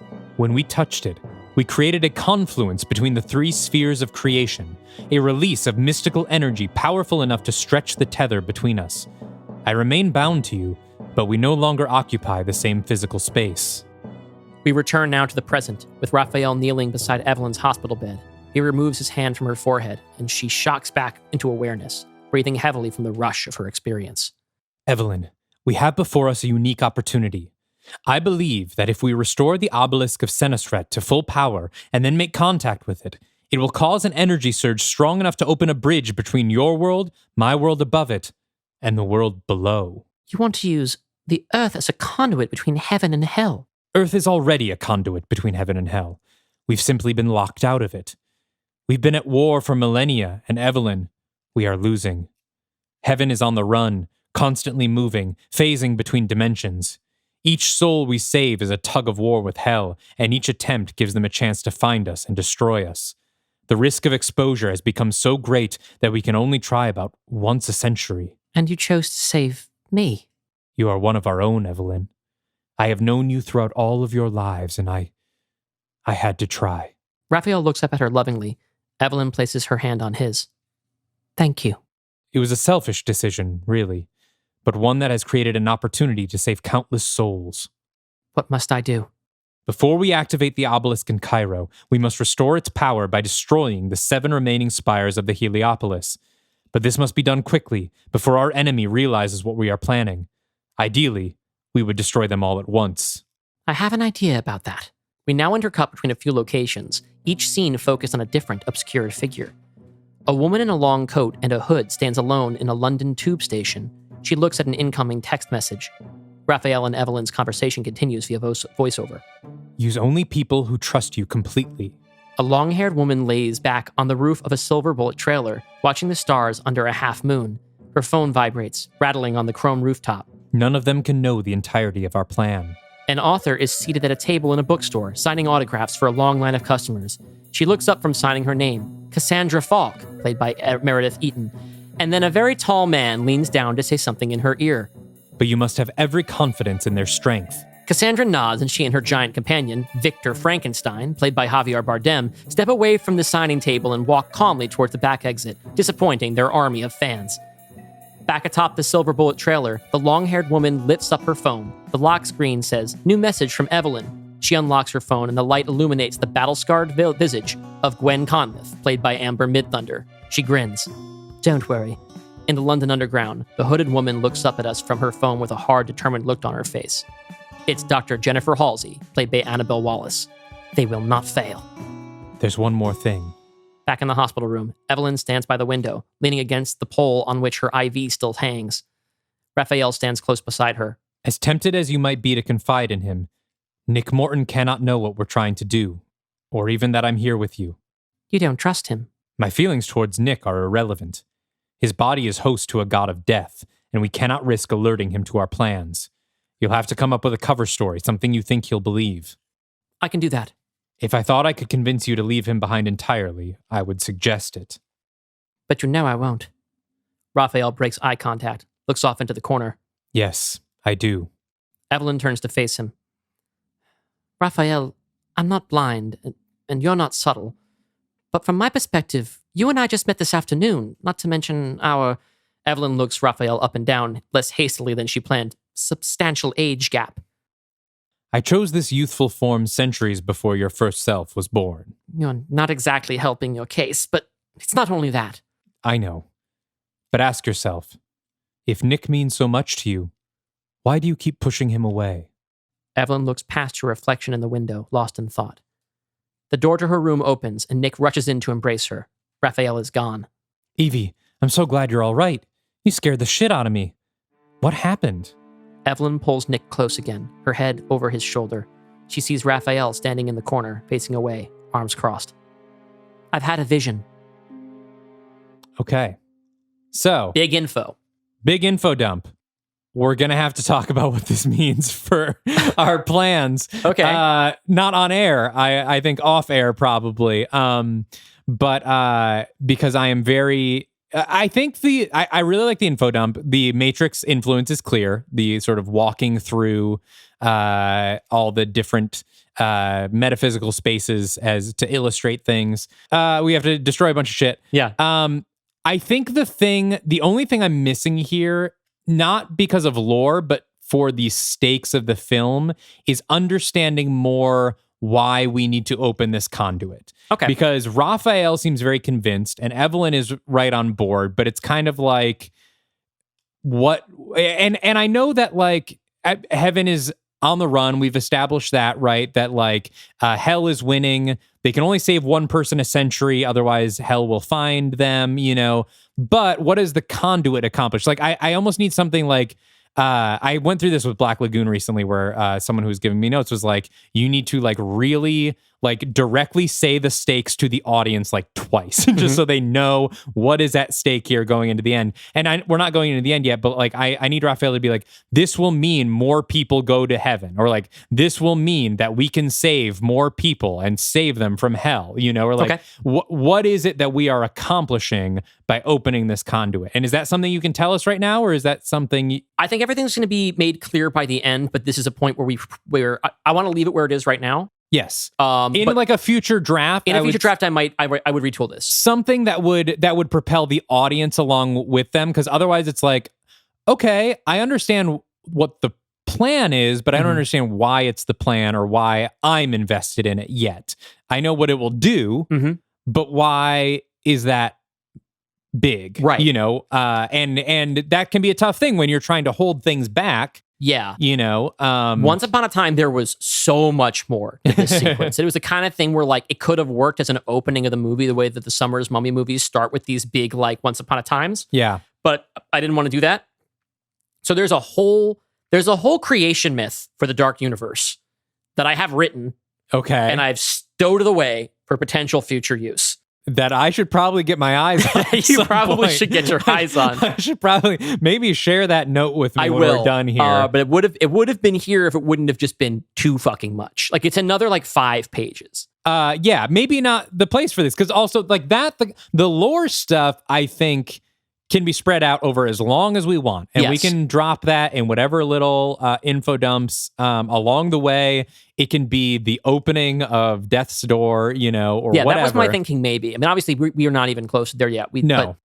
But I think you've given us what we need for this story, which is what is important to Evelyn. That's why I got rid of everything else. This is about what is Evelyn's deal, what is happening right now, and so everything else was put it away. I also like that you not only fixed the problem of like, you were like, well, what did Evelyn see when she died? But you also went back and kind of fixed all the issues with the Summers Mummy movies, where you're like, and this is why she looked like Nefertiti. Like this kind of explains that, instead of just being like, well, they're connected through time. Well, I think if you're going to solve one story problem with a weird gimmick, then it should be something that can solve multiple problems. Yes, and I think you've done that. Thank you. Yeah, the only thing that's missing for me is why this mission is important, but I'm sure we will find that out as we go. I'm a little bit afraid to say too much now, because I don't want to accidentally sell too much now. You know what I mean? Yeah, I also think it's smart, this whole thing of like, we can't tell Nick, because that immediately adds character tension as we go through. It's an additional twist of the knife that's not just plot related, but gives us emotional stakes and an interesting character dynamic. And it makes perfect sense because Nick is host to the God of Death. So like, absolutely, he cannot know about this. Like it's very neat and clean, that sort of development. This is a great place to give some credit, some specific credit to my wife, Jenna, who has been my sounding board throughout this and many previous scripts. And what up, Jenna? I know you're not listening. That's the thing. She doesn't listen to the show, but she does go through. I recap every one of your episodes to her, and I workshop my scripts with her. And that was a note from her being like, oh, Nick should be in the dark because they can't tell him because Seth is there. Yeah. And that ended up being a really big thing. We worked through so much of this. I owe her so much for like being like, you have Calvin as your first editor on your scripts. Jenna is mine, and she's really good at it. Also, shout out to myself for coming up with a novel way to include other members of the Dark Legion without it becoming a Dark Legion movie. Yes, they're separate. Although I'm a little worried about this because this takes place in the future, which it might, for stories that take place in the past, people, it robs some tension, because it's like, well, now we know they're going to survive at least this movie, For one thing, I don't have a lot of detail on anything. I guess you'll know they're alive or whatever. Yeah.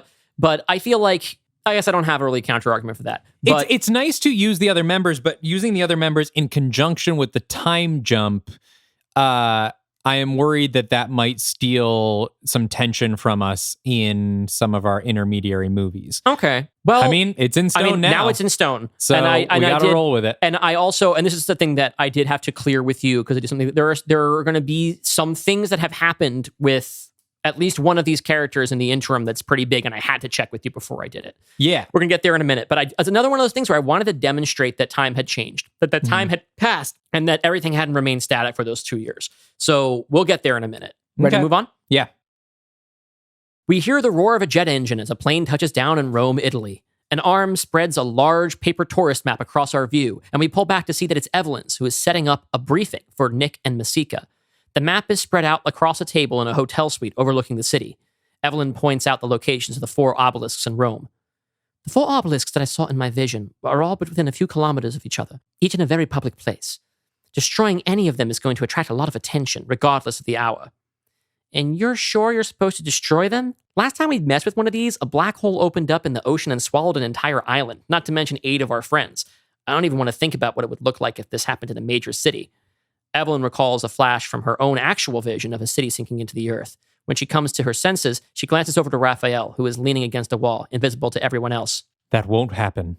Evelyn's eyes flick back to Masika. I'm certain.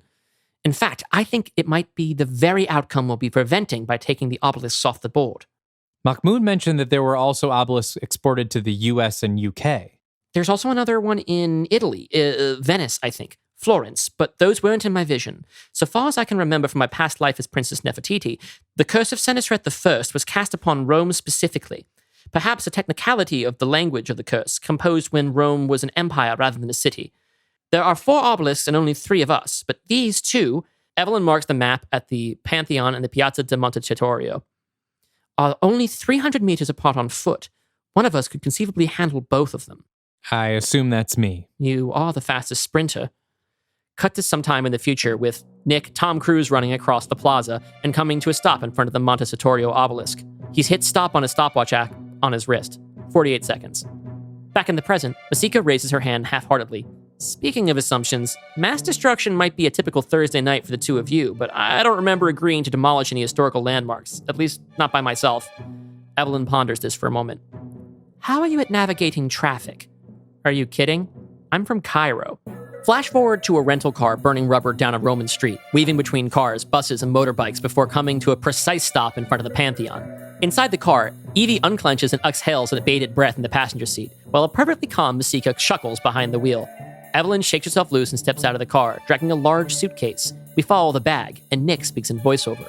With Set's help, I can bring my targets down by hand, but you 2 are going to need explosives. Cut to a trunk shot of Nick meeting with a shady-looking character under a bridge. The reverse angle shows the trunk holds 2 large suitcases, each open to reveal explosive devices inside. Nick grins and shakes the dealer's hand. Back at the hotel. Keeping anybody from getting hurt might be difficult, though. Even Set's powers aren't going to be much help to someone who's been crushed under a 100-ton statue. That's where our celebrity will work to our advantage. Flash forward to Evelyn, standing with her suitcase near the Flamino obelisk, which is in the middle of a busy open-air plaza. A tourist who is having her picture taken right in front of the monument spies her and points her out. Evelyn welcomes the attention, smiling and waving. A few people kneel at her feet. Others simply jump up and down excitedly. Soon, all eyes are on her, and people are asking for selfies and autographs. All right, but I can't take individual photos with everyone. How about we do a big group photo with everyone? Evelyn leads the crowd away from the obelisk, leaving her suitcase leaning next to it. From the hotel, Evelyn delivers voiceover as we jump between locations. Everything will have to be carefully timed. Across town, Nick does some stretches in front of the first target, the Macoteo obelisk in front of the Pantheon. In Florence, Cassie Falk asks the crowd to step back as Victor Frankenstein approaches an obelisk behind a public museum. In London, Jenny Halsey stands in front of an obelisk perched on the banks of the River Thames. She cracks her knuckles. In New York, where the sun hasn't risen for the day, Gwen Conliffe hops off a city bike and looks up at the obelisk in a mostly deserted area of Central Park. She scrolls through her phone and picks out a song to do damage to. She opens her boxing playlist and hits play on LL Cool J's Mama Said Knock You Out Z-Trip remix. I can't put it in the episode, but it is some very Wachowski's end credits song shit. I love it. I've been listening to it all week. As the music kicks in, we see Evelyn in a big crowd of people lined up for a school photo, a good 20 feet from the obelisk. Say cheese! Cheese! The flash goes off, and so does the bomb in the suitcase, and the obelisk topples over to one side, perfectly perpendicular to the point of view of the photography, and crashes into the concrete, landing on no one. Cut to Nick, whose eyes glow and divide as thick white bandages extend from his back like tentacles, wrapping themselves around the obelisk and pulling hard against its concrete base. Tourists and residents run screaming. In Florence, Victor is also lifting his obelisk, but using pure muscle, hugging the monument with his arms, one still much thicker than the other, and lifting with all his might. In New York, Gwen pulls back her fist and starts throwing haymakers at the granite statue. In London, Halsey twirls her wrists and stretches her fingers, accumulating black and purple energy into her hands. The obelisk, too, acquires a black-light glow. Back to Evelyn, where stunned onlookers crowd around the fallen monument as Masika pulls the car into the plaza and directly up to Evelyn, skidding to a stop. Evelyn hops in, and they speed off into the street. Nick roars as he lifts his obelisk off the ground, rotates it 90 degrees, and then splits it in half like a breadstick. Gwen throws more punches, denting the granite. Masika drives like a madwoman through the city streets, and the polizia are on her tail. Let's have some crazy Wachowski car chase shit here, as much as we can do without racking up a body count. Nick sprints across the busy street between his 2 targets, narrowly avoiding getting run over. Jenny's eyes and teeth glow purple. Black lightning crackles around the London obelisk.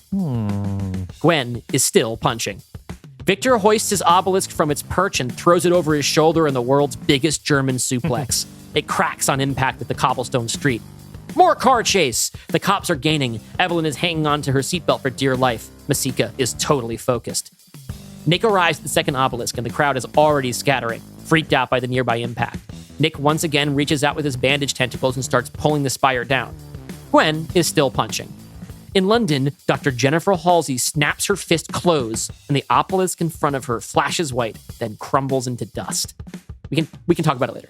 A parade of cop cars is now chasing Masika and Evelyn across Rome. Masika sees that the car's GPS is suggesting a few turns ahead, but the obelisk is visible in her window, so she cranks the wheel and starts heading straight for it. This displeases the GPS, as well as Evelyn. What are you doing? I have a plan. Get that second bomb ready. The car blows through the front gates of a 16th century cathedral and in through a stained glass window.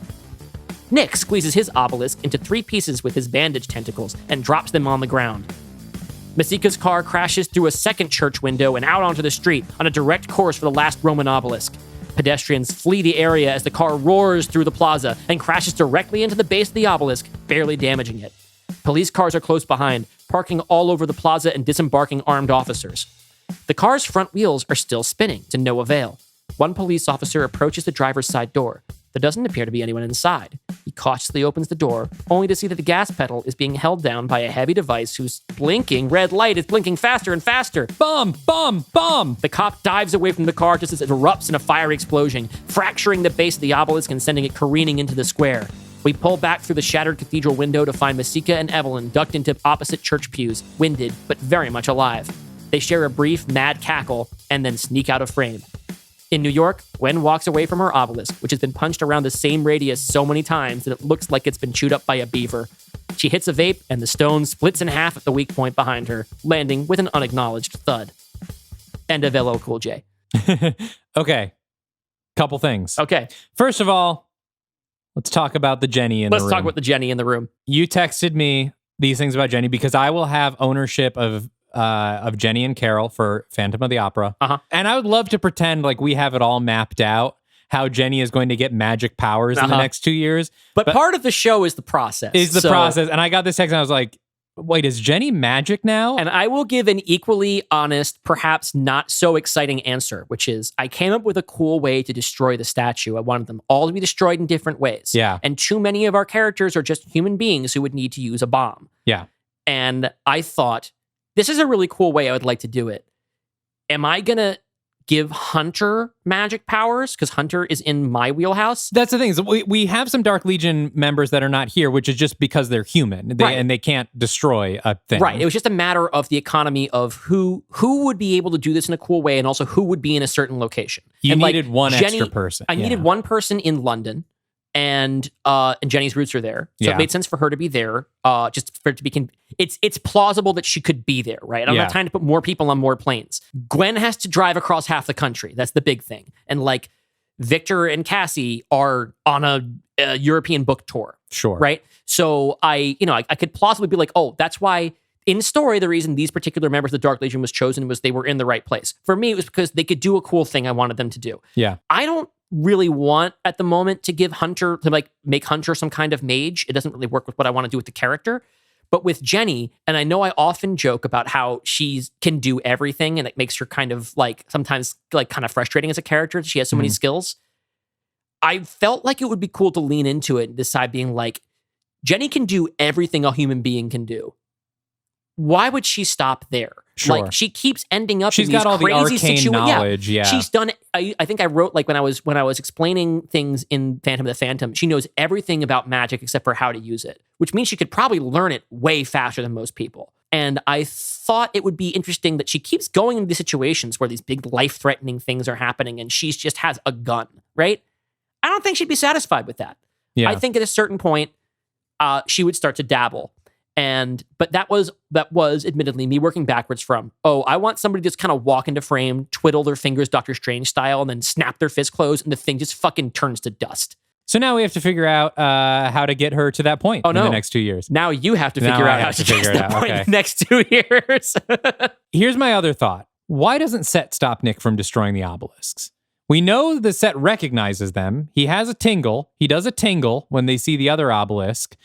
He must know the importance of these obelisks. All right. What I've set up here, what I'm hoping the audience will buy, is that Evelyn has come up with a really convincing alternative reason why these obelisks would be destroyed that does not involve destroying any of the other obelisks. Are we going to find out what that reasoning is? Well, she kind of hints at it. I feel like if I were to flesh out Act 2, which would have to be longer. In a final draft, you would have to, I think, give us that So what she reason. comes up with is that there is a curse, which she calls the Curse of Senisret the First, which was placed upon Rome, that where these obelisks, the 4 obelisks in Rome, are going to in some way curse or destroy the city. And they have to destroy them first. Yeah. I thought about adding more detail about like that, but for whatever reason, it felt like it was interrupting the pacing. So I figured I would just have that be implied.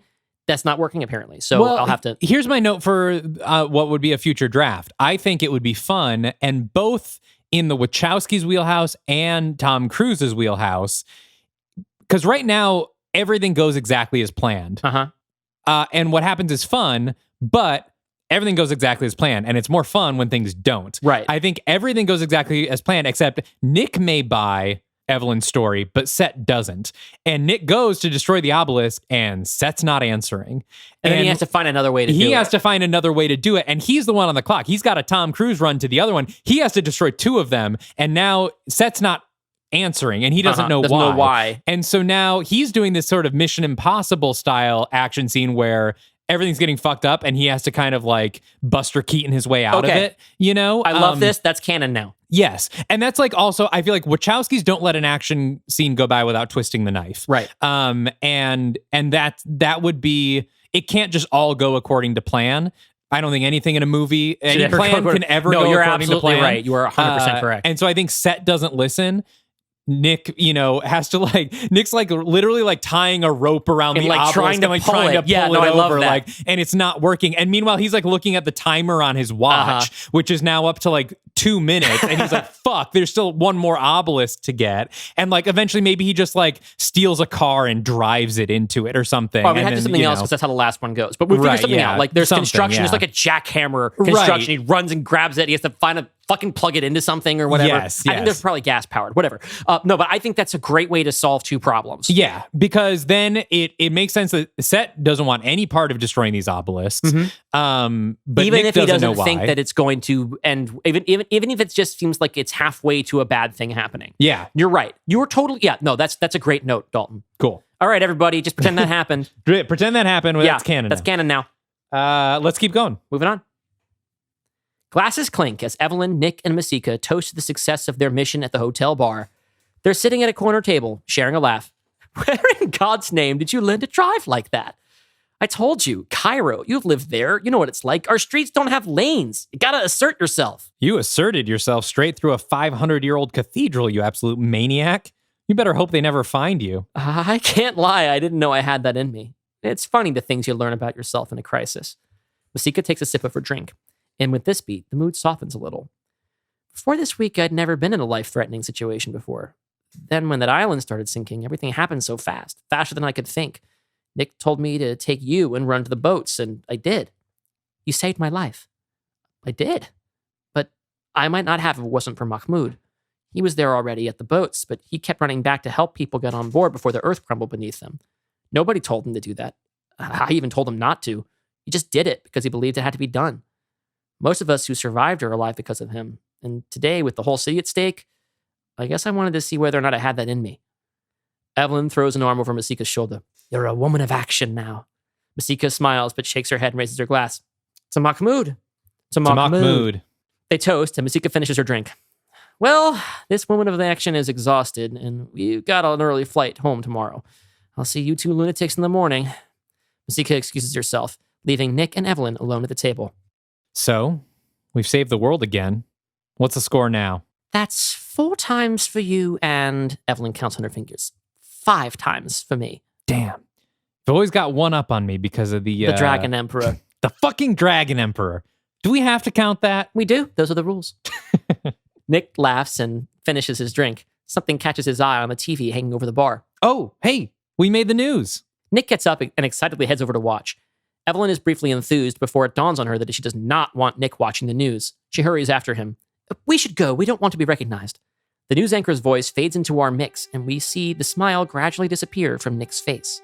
In addition to the 4 obelisks in Rome, 3 more Egyptian monuments across the globe are destroyed today in New York, London, and Florence in what appears to have been a coordinated operation. While some of the vandals have yet to be identified, cell phone footage from 2 of the sites clearly show former U.S. Army Sergeant Nick Morton and Swiss giant Victor Frankenstein, both members of the Dark Legion, were among them. Nick slowly turns to Evelyn, who is looking guilty and anxious as hell. Evie, what is this? Nick, I'm sorry. I want to explain, but can't. You said the other obelisks weren't a part of this. You said this was about a curse against Rome. Raphael has appeared over Nick's shoulder. You need to tell him something. Distract him. Put him off our scent. Was any of that even true? Help me understand, Evie. Why did you lie to me? Evelyn, say something. You've been fucking Masika! The room goes quiet for a moment. I know that you and Masika are sleeping together, and it hurts like hell, Nick. You two had your secret, and I wanted one of my own. Evie, I've been attracted to you since the Black Lagoon. I thought you felt the same way, but you just learned that your long-lost husband was dead, and I didn't want to push. I waited a year for you to show some interest, and even once I started seeing other people, I have been here for you every day because I thought we were friends. I thought we were partners. We are partners. And not that it's any of your business, but Masika and I are not serious. I'm not looking to settle down, and her son doesn't need a living mummy for a stepdad. We're just two adults having sex. Sorry if that's too 21st century for you. Without another word, Nick turns and walks away. Before he's out of view, Evelyn can only manage an, I'm sorry! Evelyn returns to her hotel room, having dried her tears, but still plainly distraught. Raphael is already inside when she closes the door. Evelyn, I'm sorry. Evelyn stops his mouth with a kiss that has him backpedaling into the nearest wall. Soon their hands are all over each other, and Evelyn is undressing herself in a hurried fashion. Raphael manifests his wings, and they fold around her body as the two of them fall into bed. Later, the two of them lay in the covers together, cuddled up. I owe you an apology. That wasn't fair of me. I was upset, and You took comfort in the embrace of someone who loves you. You forget how well I know you, Evelyn. I harbor no illusions about what feelings you do or don't have. I was happy to be there when you needed someone. Good heavens, you really are an angel, aren't you? If you were to live for 10,000 years, I expect you'd also learn a greater patience, compassion. Stamina. Now, there's a side of you I haven't seen in a long time. Rick and I certainly used to work up a sweat, didn't we? You certainly did. I miss that sometimes. Evelyn swats Raphael's chest and puts on an exaggerated shocked face. You peeping Tom! Gross! Oh, don't be crude. I was there, but I never, shall we say, participated. I mean, I miss that time in your life. You were so vibrant, content, unburdened. It was almost enough to make me forget how small it all is. How small? Human life. Don't tell me you don't see it. You're over 100 years old. You've watched countless people die, seen entire nations rise and fall. Out of the 1.5 billion people who were alive when you were born, how many of them are remembered today? How many of them made a difference in the world? And of those who did manage an outsized impact on the world around them, if it hadn't been them, it would have been somebody else. They're just cells in a body. They live, they grow, they die. The body lives on. Evelyn lays her head on Raphael's chest and sighs. You do see it, don't you? I wish I didn't. Raphael sits up, and Evelyn follows suit. He takes her hands in his. Evelyn, I haven't been entirely truthful with you. I hope you'll forgive me. It's time I told you everything. Their dialogue becomes inaudible as we pull up into an overhead view, and then further, revealing that this scene is being watched by Haniel and Sahakwiel, our two other angels from the prologue, through a pond in heaven that acts as a viewport into the world below. Haniel shakes her head. He's taking an awful risk. She deserves to know. Maybe, but that's not why he's telling her. How's the Hail Mary shaping up? Don't call it that. But if he fails, we'll be ready. Wait, something's happening with Nick. Haniel flips her wrist like she's swiping between apps, and the lake flips to a live feed of Nick's hotel room. The shower's running, and the bathroom door is open, spilling steam out into the bedroom. Our view dips into the lake, so that we are inside the room, and we follow the steam until we find Nick braced against the shower wall with his head down, letting the hot water run through his hair and down his face. He's muttering to himself. Doesn't make any sense. What difference does it make whether I know about the other obelisks or not? Why, unless... Nick's body shudders. His fingers cramp, creating 10 little craters in the shower tile. He raises his head, and we see that his irises have split in two. Set's voice rings out again. She lies. She lies. No, Set, don't! Nick explodes violently into a storm of crows, which zip out the bathroom and shatter the bedroom window on its way out. The black cloud disappears into the night. End of Act 2. Okay. So there's more going on with the angels than maybe we know. Here's an overall note that isn't specific to this because I don't know how it's going to pan out, but it's a pattern I'm noticing in your pitches. Okay.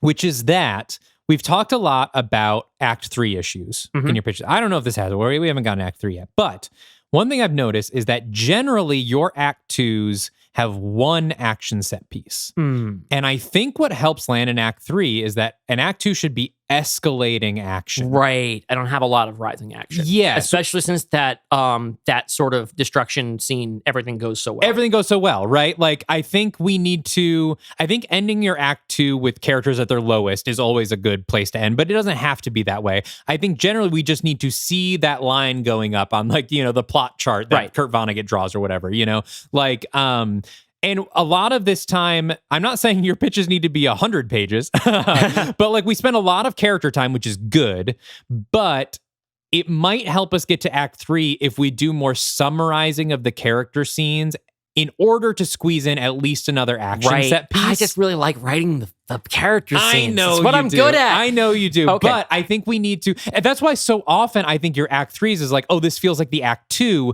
because this is the escalation. Right. You escalate in your Act 3 when we've sort of established an action set status quo in Act 2. But if you escalate things at the end of Act 2, then your Act 3 set piece might land better. Right, it'll seem bigger. It seems bigger, and it's a bigger resolution because the cliff is now higher, right? We're looking down from a higher height. Like right now, we've built up a little bit. We've had this one big action set piece in Act 2, but if we traveled another couple miles up the mountain... Right. I got thinking about these the way, like, when we did each of our Dark Legion movies, we would split Act 2 in half, more or less, and each of us would end up with one big set piece. So I think we just stumbled upon my Phase 3 project. Phase 2 was about landing a third act. Yeah. This season, will be about landing a second act, as well as I've learned to land a third act, which hopefully I'll also do here. Yes. I think I have, and this is like really good specific input where just like your third act needs a third act, which I think about all the time. I'm excited to apply what we've learned. And we've said before on the show that, I think you've said that Act 3 problems are really Act 2 problems. Yeah. I think actually your Act 3s will be easier to land as soon as you put more rising action in your Act 2s. I think it's going to solve both problems at once for you.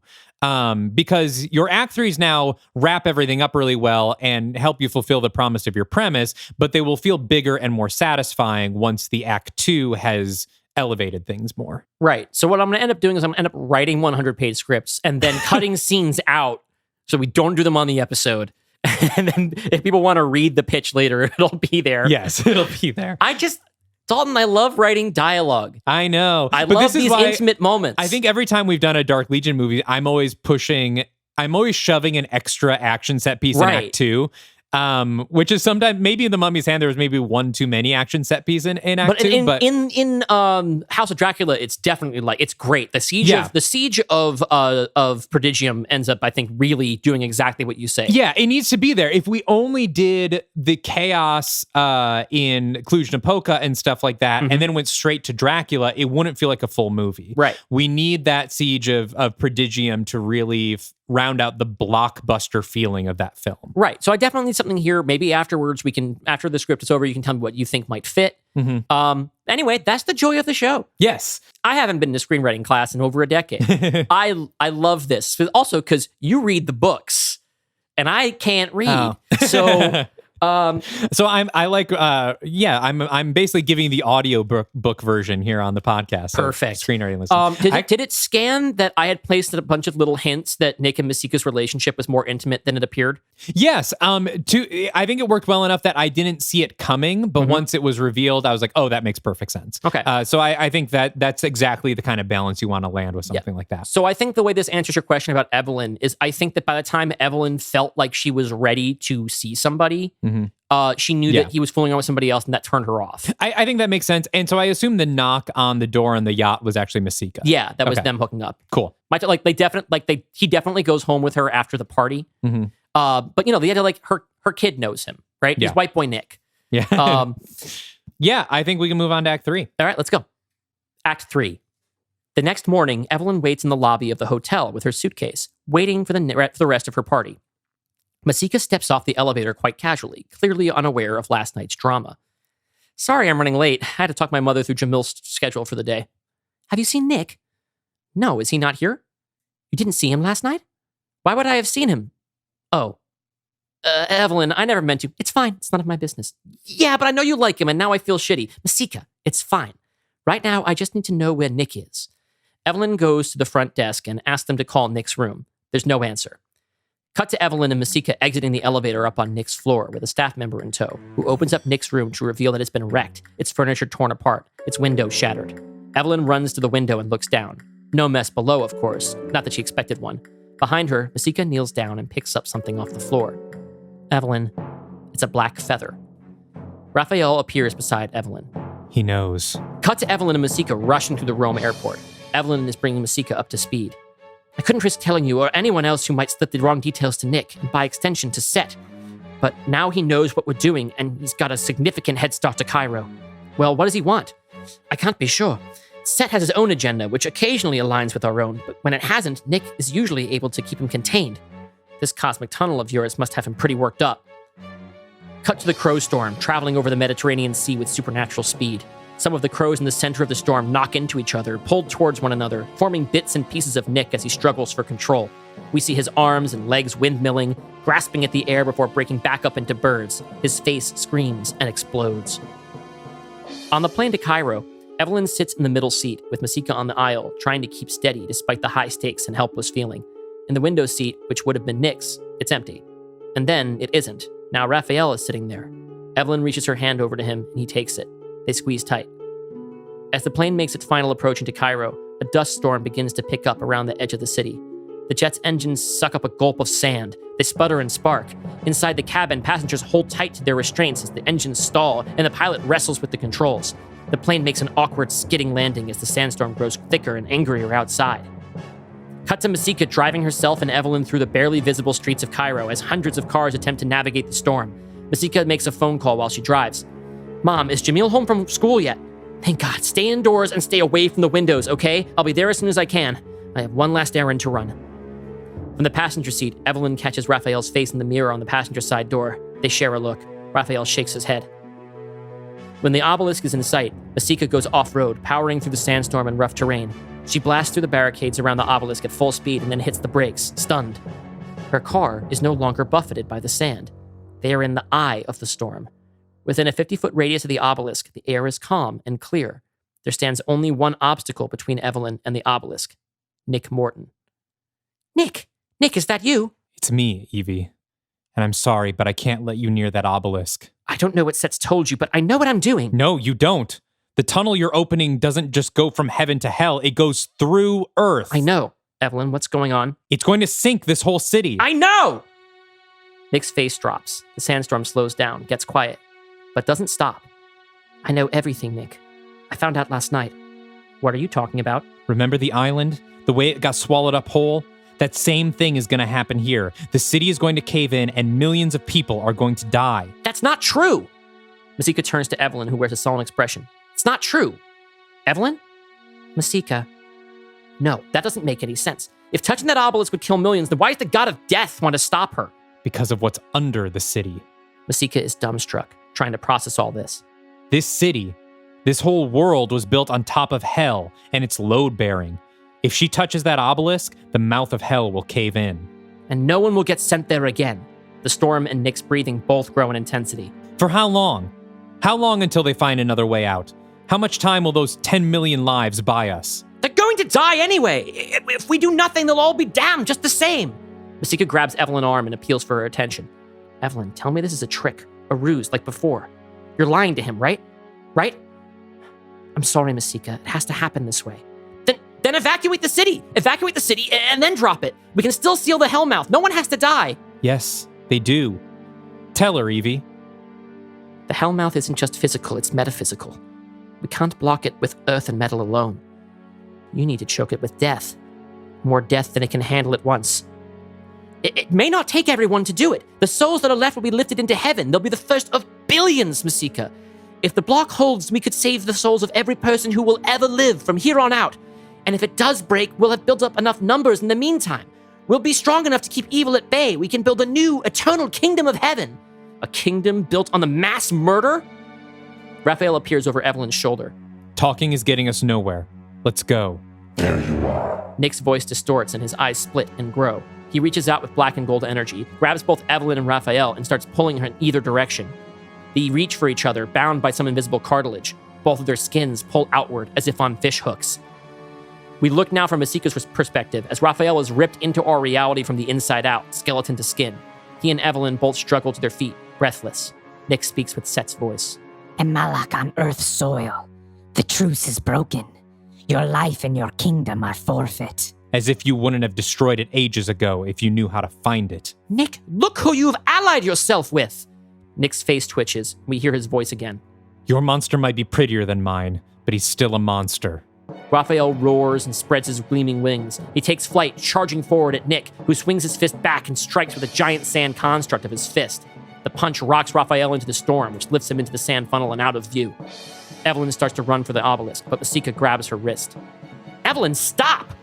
Evelyn snaps into fighting mode. She steps over Masika's leg and knocks her over, then tries to run again, but Masika's grabbed her ankle. Ahead, Nick/Set charges up again, and the earth cracks around them.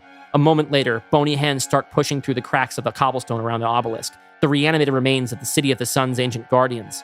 In the classic mummy tradition, these corpses wear armor and carry swords. Cool. Evelyn looks up and rolls her eyes. There's always a fucking mummy. Evelyn pulls herself loose from Masika's grip and kicks the closest mummy she sees, grabbing its sword. She starts fencing her way through the horde, but for every undead soldier who falls, another rises. Masika tries to follow her, but is cut off by the mummy army. They don't attack her, but she can't get through. Nick and Set regard the battle, struggling for control of their body as they converse. These corpses are no match for her. I could kill her with a snap of my fingers. They're my fingers, and I'm not trying to kill her. I just need to keep her occupied. Just then, Raphael comes flying back into the fray, having summoned his flaming sword, which was mentioned in that other lore drop that I got rid of, leaving a trail of glass in the storm behind him. He charges straight at Nick, screaming and aiming to decapitate him with the sword. Nick ducks and nails him with a sand fist uppercut. Him you can kill. Nick's head wobbles again, indicating that Set is at the helm, and he and Raphael engage in furious supernatural combat. I am really getting that feeling that second big action sequence in Act 2 would help a lot to build momentum to this. Yep. Just want to let you know I'm aware of it. Evelyn is still slashing through decrepit corpses, expertly avoiding and parrying sword swipes. At last, she gets within reach of the obelisk and lunges for it, but on contact, nothing happens. Right, needs both of us. Raphael! At the edge of the storm's eye, Raphael has his hands full, trying to push back against the fire hose of scarab beetles that Set is spraying at him from his mouth. He's pinned between the spinning white sand and the spray of black bugs. With a fury, the cornered warrior screams, Sahaquiel! Hail Mary! Almost instantly, there's a thunderous boom from overhead. Nick, Evelyn, and Masika look up to see that a crack has opened up in the sky, uneven like split wood. The other side is awash with light, blinding those below until its masters have nearly made landfall. Descending at terminal speeds are Sahaquiel, Haniel, and a dozen other angels, some beautiful and some as terrifying as any demon you've ever seen. Hey, people were right about the scary angels. A seraph whose humanoid body is covered in wings and who sings killing notes with his choir of voices. The Ophanim, spinning wheels of fire covered in eyes, which unfold into the more familiar shape of the phoenix. Finally, there are the cherubim, who have 4 faces and 4 wings, each on the body of a lion. This is our Sphinx. Sahaquiel lands straight on Set, pounding him into the ground and putting a stop to both the beetle blast and the sandstorm. Haniel descends to offer Raphael a hand to his feet, casually decapitating a mummy on her way down. Is this all we have? It's all we can spare. We won't leave the kingdom undefended. Haniel, if we don't end it here, they will end it for us. Send everyone. Raphael, I will not abandon 100,000 souls while our gates are wide open. Raphael shoves Haniel. Then you're a fool. Sahaquiel. Sahaquiel is grappling with Set, who uses this moment of distraction to shrug past him and fly directly at Raphael, hitting him at full speed. Raphael and Set wrestle as they zip through the air, spiraling far from the original fight radius and across the street where they smash through the side of a building. From the edge of the battle, Masika sees the plume of smoke from the collision, citizens helping to unbury each other from the sand. She turns and watches the edge of the battle as Evelyn, still within reach of the obelisk, defends her position from the undead with the help of the remaining angels. Her phone buzzes. It's her mother calling. Her lock screen is a selfie of Masika and her 8-year-old son, Jamil, who's sticking out his tongue. While looking down at their phone, something on the ground comes into focus, the limp, severed arm of a mummy holding a short sword. Set and Raphael landed in the food court of the Heliopolis Shopping Center, an upscale mall down the block from the obelisk. Shoppers and diners flee for safety. The combatants find their feet and charge at each other once more. Back at the obelisk, Haniel and the nondescript angels are maintaining a perimeter around the obelisk. Evelyn presses one hand against the rock and calls out for the nearby Sahaquiel. Can you activate this with me? Sahaquiel floats over. It's worth a try. Sahakweil stands next to her, nods, and touches the obelisk. Nothing happens. We need to get Raphael, but we still have the upper hand. On cue, there's a thud across the street, and something shoots out the side of the building like a cannonball. On impact, it scrapes through dirt and stone and comes to a stop not far from Evelyn. She runs towards the center and kneels down next to it. Inside, she finds Nick, bruised and beaten. Nick! Oh God, look at you. Evie, don't do it. Nick, It's too much, Nick. Everyone's counting on me. But there's no good answer. I either walk away with a clear conscience or I bear this because someone has to. And here we are again. Which will it be, Evie? The feather or the cross? Nick loses consciousness and the mummy army crumbles into dust. Sahakweil leads his squadron in a cheer. Evelyn just looks down at Nick. Raphael descends from the sky and puts a hand on Evelyn's shoulder. He won't be out long. It's time. Raphael walks out to the obelisk and raises a hand to it. Evelyn rises to her feet and wipes her face. Her tears make a clean streak in a layer of dirt and sweat. She straightens her back and takes a deep breath. She turns towards Raphael and the obelisk. Evelyn chokes on her next word. She looks down and sees the point of an ancient sword stabbed through her chest. It's pulled back through, and she falls to the ground. Standing beside her, bloody blade in hand, is Masika. Her eyes bloodshot from crying, but also still, cold, steady. She drops the sword. Raphael cries out. No! He rushes towards her, sliding to his knees and wrapping her in his arms. Masika slowly reaches an arm towards her, but Raphael swats her back hard, and she's sent rolling into the dirt. Evelyn, stay with me. We're almost finished. Evelyn tries to speak, but coughs up blood. She reaches up to touch Raphael's face. Her eyes are desperate. She wants to say something, but nothing comes out. Hang on. Raphael lifts Evelyn into his arms and floats her to the obelisk. He takes her hand and presses it, his hand over hers, against the obelisk. Nothing happens. Evelyn? Raphael looks at Evelyn's face. She's gone. Raphael screams. He sees Masika struggling to her feet across the way and glares with murderous intent, but Haniel puts her hand on his shoulder. The rest of the surviving angels are mournfully rising towards the gate in the sky, carrying their dead. Raphael looks up tearfully at Haniel, who nods. Nick's eyes struggle open in time to see Raphael ascend, wings outstretched, holding Evelyn's body in his arms. Nick cries and pounds the dirt beneath him, screaming into the sky. Masika looks up into the light, totally composed, and watches it close. She approaches the crater where Nick now kneels. She extends her arm as if to comfort him, then reconsiders. She walks away, leaving him alone with his grief. In heaven, Haniel sits over Evelyn in the bed of moss, her eyes glowing white. Raphael and Sahakweil stand to the side. Sahakweil has his arm around Raphael's shoulders. In a hotel room in London, Jenny Halsey is sitting on the edge of the bed on a phone call. The call ends. She sits still for a moment, then hurls her phone against the mirror, screaming. Nick hangs up the call on his end and walks down a street alone in Cairo past the mural of Evelyn. In a small Cairo apartment, an 8-year-old boy lies on the floor, drawing in a notebook. The door clicks open, and he jumps to his feet. Masika opens her arms wide as her son, Jamil, runs towards her. She embraces him, holding him close. His smile is wide. Hers is serene. Fade to black.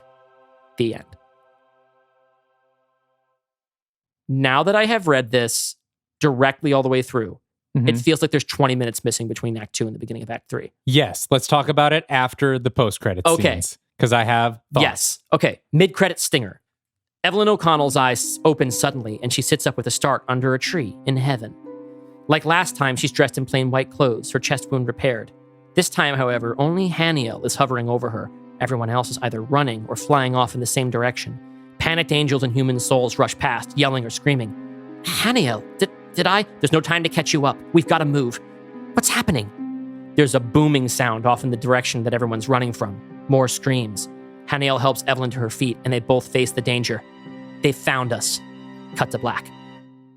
And now, for the post-credits scene... Here's where we reveal another little twist that we've come up with for this season of the show. Let's talk about the full thing afterwards, but I'm just going to say that for the post-credit scene, you've now sat through the entire credits. You really have to pee, but you heard on looper.com that there is a there are 2 post-credit scenes, so you have stuck around for it. This is one that I have written. Post-credit scene. The image is blurry, but we can tell that we're looking at a grand set of double doors made of black wood, reinforced with iron. A hand comes into view from the edge of the screen, setting down a white blur in front of the camera, a teacup and saucer. A muffled voice speaks. Time for your medicine, Master. The camera reverses to reveal that we have been inhabiting the POV of Count Dracula, played as always by Mads Mikkelsen. But he looks terrible. His hair is thin, barely covering his scalp. He's rail thin, his cheeks sagging on his face. Deep bags hang from his unfocused eyes. He's sitting at the dinner table in Castle Dracula, pushed up to its edge in a wheelchair. The hand holding the teacup belongs to Renfield, played by Barry Cohen. You must eat, Master. You need your strength. Renfield dips down and kisses Dracula on the top of his head, lingering and breathing in Dracula's scent deeply. Dracula's jaw clenches, his lip curls, but he's too weak to do anything. Renfield grabs a spoonful of mashed potatoes and guides it into Dracula's mouth, humming a little tune as he does so. Dracula yanks his head away, but Renfield grabs him by the jaw and shoves the spoon in. After he's swallowed, Renfield gently scoops a messy bit of potato off of Dracula's lips and puts it in his own mouth. That's it, Master. I know you haven't been feeling well, and it's important you stay fed. We have another long night ahead of us. As he says this last bit, he runs his still wet fingers down Dracula's jawline. Dracula's face sets, and with a burst of effort, he grabs Renfield's wrist and pulls him close, grabbing at his neck with his other hand. But he's too weak. The two of them struggle for a moment, and Dracula's wheelchair topples sideways, spilling him out onto the dining room floor along with his dinner. The plate shatters in front of his face. Renfield gets to his feet and stands over him, unbuckling his belt. Can't wait for tonight then, eh, Master? Impatient for the rough stuff? Dracula feebly grasps for a shard of plate on the floor. Well, as your humble servant, I'm happy to oblige. Dracula grabs the plate fragment and jams it into his own throat, cutting it wide and bleeding out on the wooden boards. Renfield looks shocked, and then grins. Pathetic. The great Count Dracula reduced to the coward's way out. A strong wind starts to blow in the room, carrying with it tufts of powdery snow. Renfield leans down into Dracula's face. But there is no way out, Master. Not from here. Not anymore. Renfield begins to laugh, a giggle at first, but then growing maniacal. Dracula turns his head toward the door. It's standing wide open, but instead of leading to the castle's foyer, it opens on a snowy cave. A man sits on a rock with his back to Dracula, stoking a fire. Dracula tries to yell to the man, but he can only rasp quietly. Master!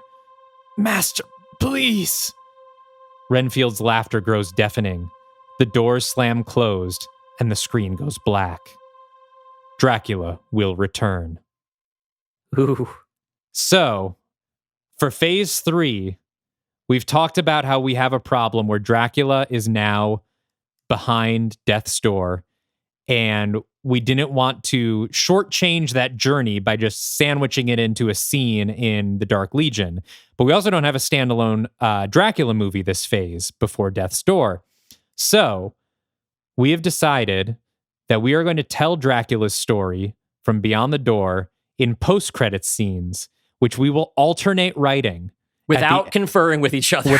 I wrote this without conferring with Dylan didn't know it was at all. coming. I just knew that we were going to do the Dracula thing. Dylan is going to have to pick up this thread for the post-credit scene of a Native American werewolf in Paris, and then I will pick up his thread for the Hunchback of Notre Dame, and so on until we get to Dark Legion. Door. Yeah. So that is the first part of our Dracula post-credits. All right.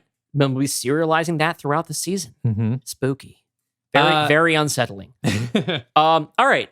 So let's talk about, I will say that I am really happy with what I have. Yes. Let's talk about that first. Let's talk about the good things. No, yeah. Because I think the problem is very obvious. Yeah, but there's I really love the moral conundrum that you've created, right?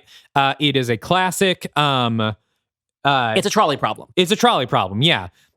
She can kill 10 million people in the city, but it guarantees that all souls will go to heaven instead of hell for some indeterminate amount of time.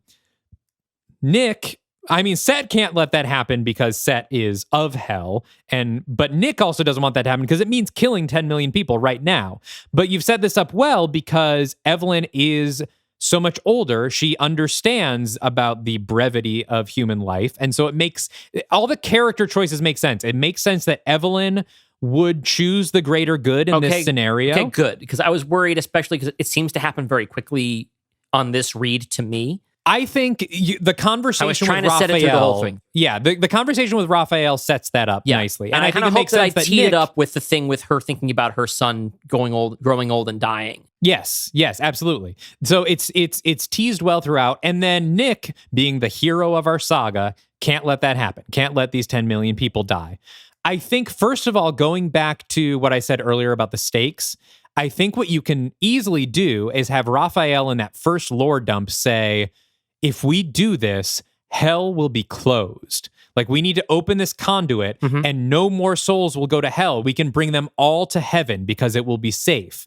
Because then that tells us what Evelyn's goal is she's trying to get everyone to heaven. What it doesn't tell us is the moral conundrum that will turn them into villains at the end. And then you can save that reveal for the end. The fact that, oh, yeah, by the way, part of this plan, killing 10 million people. Forgot to mention that. But I need to tee that. I need to maybe provide a couple more clues to that, you think? Or the visions of the Strawberry Series is fine? Okay. No, yeah, we don't need any more clues. That can be a twist. That can be a straight up twist. What we need is the stakes of, we need to do this plan so that people go to heaven now. And we need to say that explicitly so we understand why Evelyn's working towards this. And why Set can't know about it, because we know Set doesn't want that to happen. Right. I think the reason why this kind of got muddled is that for a number of revisions, I was unsure how trustworthy Raphael was going to be and whether or not he was going to be kind of sinister from the beginning.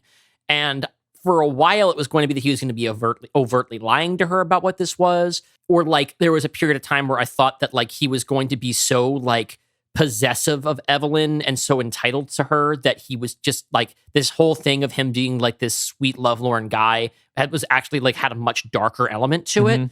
And I just didn't think it ended up being more interesting for us to reach the climax and everyone's a protagonist.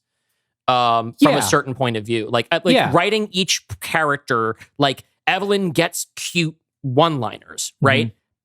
And so does Nick, right? And Masika has all the sympathetic framing. So I wanted to make it possible. I wanted to make it possible for people to look at this trolley problem the way you look at a trolley problem, which is I don't know that anybody's wrong here. Yeah. But the idea that for Masika, for the people who represents the people who will actually be sacrificed, obviously she can't let this happen. Yeah. Which I think is usually the component missing, which is in the trolley problem, which is what do the people on the trolley have to say? Yeah.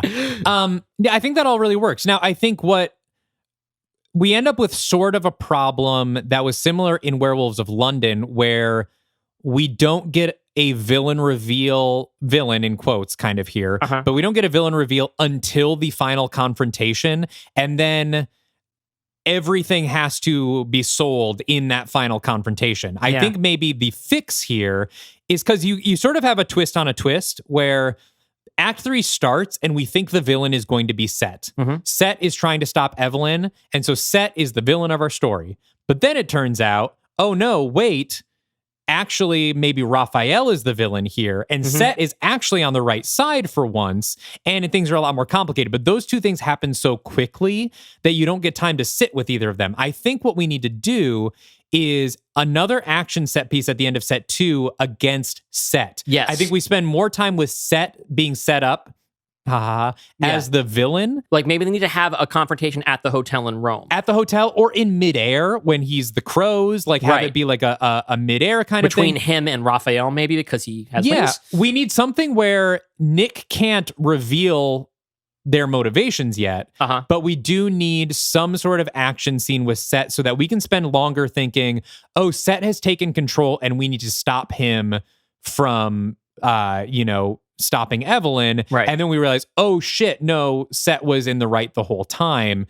Because also a thing that I think will help you with your lead into Act 3 is your Act 2. When you say end of Act 2, we need the biggest possible cliffhanger leading in. Not that it has to be a cliffhanger like the plane crash and all of the Dark Legion is dead, but we need some sort of momentum of okay, where are we headed and who's the bad guy? Right now we kind of end with oh, something's happened with Set. I think Set knows what's going on, but we don't really know that he's going to be in the way until Act 3 starts. If we could have a way ending where we're like, Set's the bad guy, needs to be stopped, end of Act 2. Right. That propels us into Act 3 and our final twist. Okay, so I think a fun thing to do here would be Set takes over Nick in the hotel. He's on the same floor where Evelyn and Raphael have just had sex.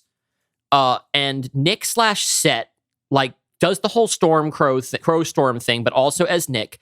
And we get to kind of play with the idea that Nick's / Set's rampage through their room has the sort of double thing of that muddles the intent a little bit. Is Nick pissed that she slept with this other guy, which he has no right to do, right? And it actually wouldn't really be in character for him. But, the audience doesn't necessarily read that. We can be told that kind of twist.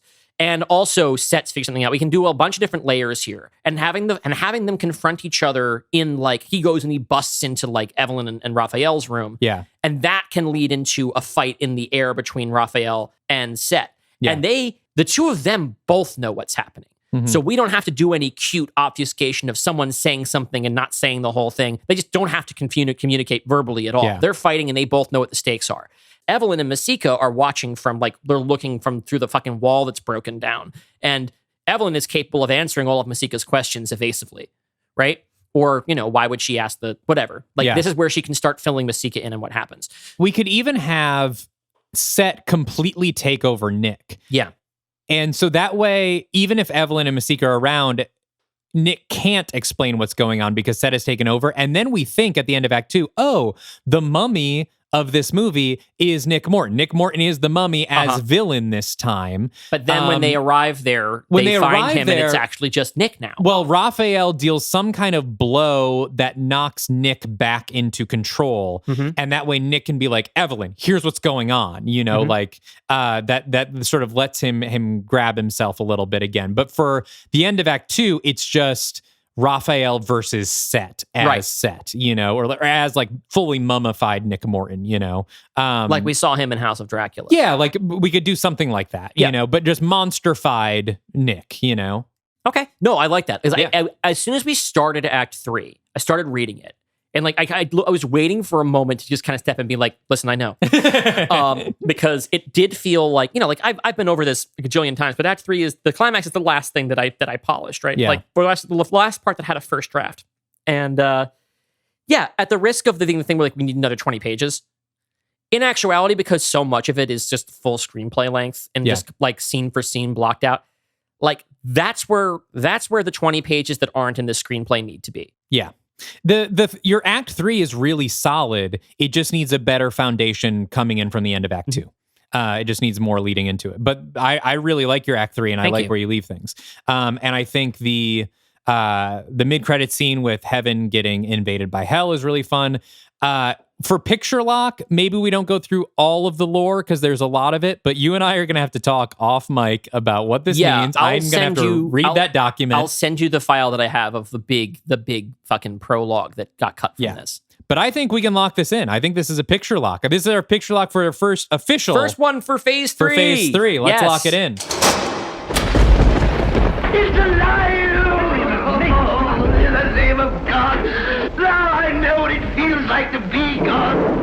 All right, jumbo-sized debut to Phase 3, but this is a big one. I think this really does set the stage well for our mammoth third phase. Yeah, I am very pleased with it. I really like the ways that we've workshopped it on the air. That always, to me, makes the best episodes of the show. We start with a script that's 70% of the way there, and then we do the rest here. It's very fun. This was some good workshopping. Do you want to tease who our next guest is going to be? Yes. Okay. So our next guest is cartoonist and animator Branson Reese, who is Swan Boy. Swan Boy. Very excited to have Branson on the show. And here's something: every single time what the next slate is going to be comes up, people are always asking for this. People have been talking about this one in the Discord since it started. On the Discord from the beginning, on Instagram, on Twitter, everywhere. I am so excited. I do not have any other details. I do not know what characters are going to get used. All I have here is that it's going to be an Abbott and Costello crossover. Yes. Branson Reese is going to decide who our Abbott and Costello are and do a crossover story with them in the classic Universal Monsters style. The wait is over. The answer to who is the Abbott and Costello of the Dark Universe will finally be answered by Branson in 2 weeks. And then 2 weeks after that, it's time for the Dark Universe holiday special. That's right. A shorter crossover adventure featuring all of our favorite Dark Universe characters. It will be set this Christmas, 2023. Yes. So after the events of Mummy's Hand. Evelyn is still alive. Yeah. It's happier times. Yes, for our happier crew. times for everyone. Happy times coming up ahead for us. So much happening. We're going to wrap things up because we've gone long, but please subscribe to the Patreon at patreon.com/Dylan and Dalton and talk about this episode with other fans. Join us for our screenings and listen to the bonus pod, all for just $5 a month with a 1-week free trial. And until next time, stay afraid of the Dark Universe.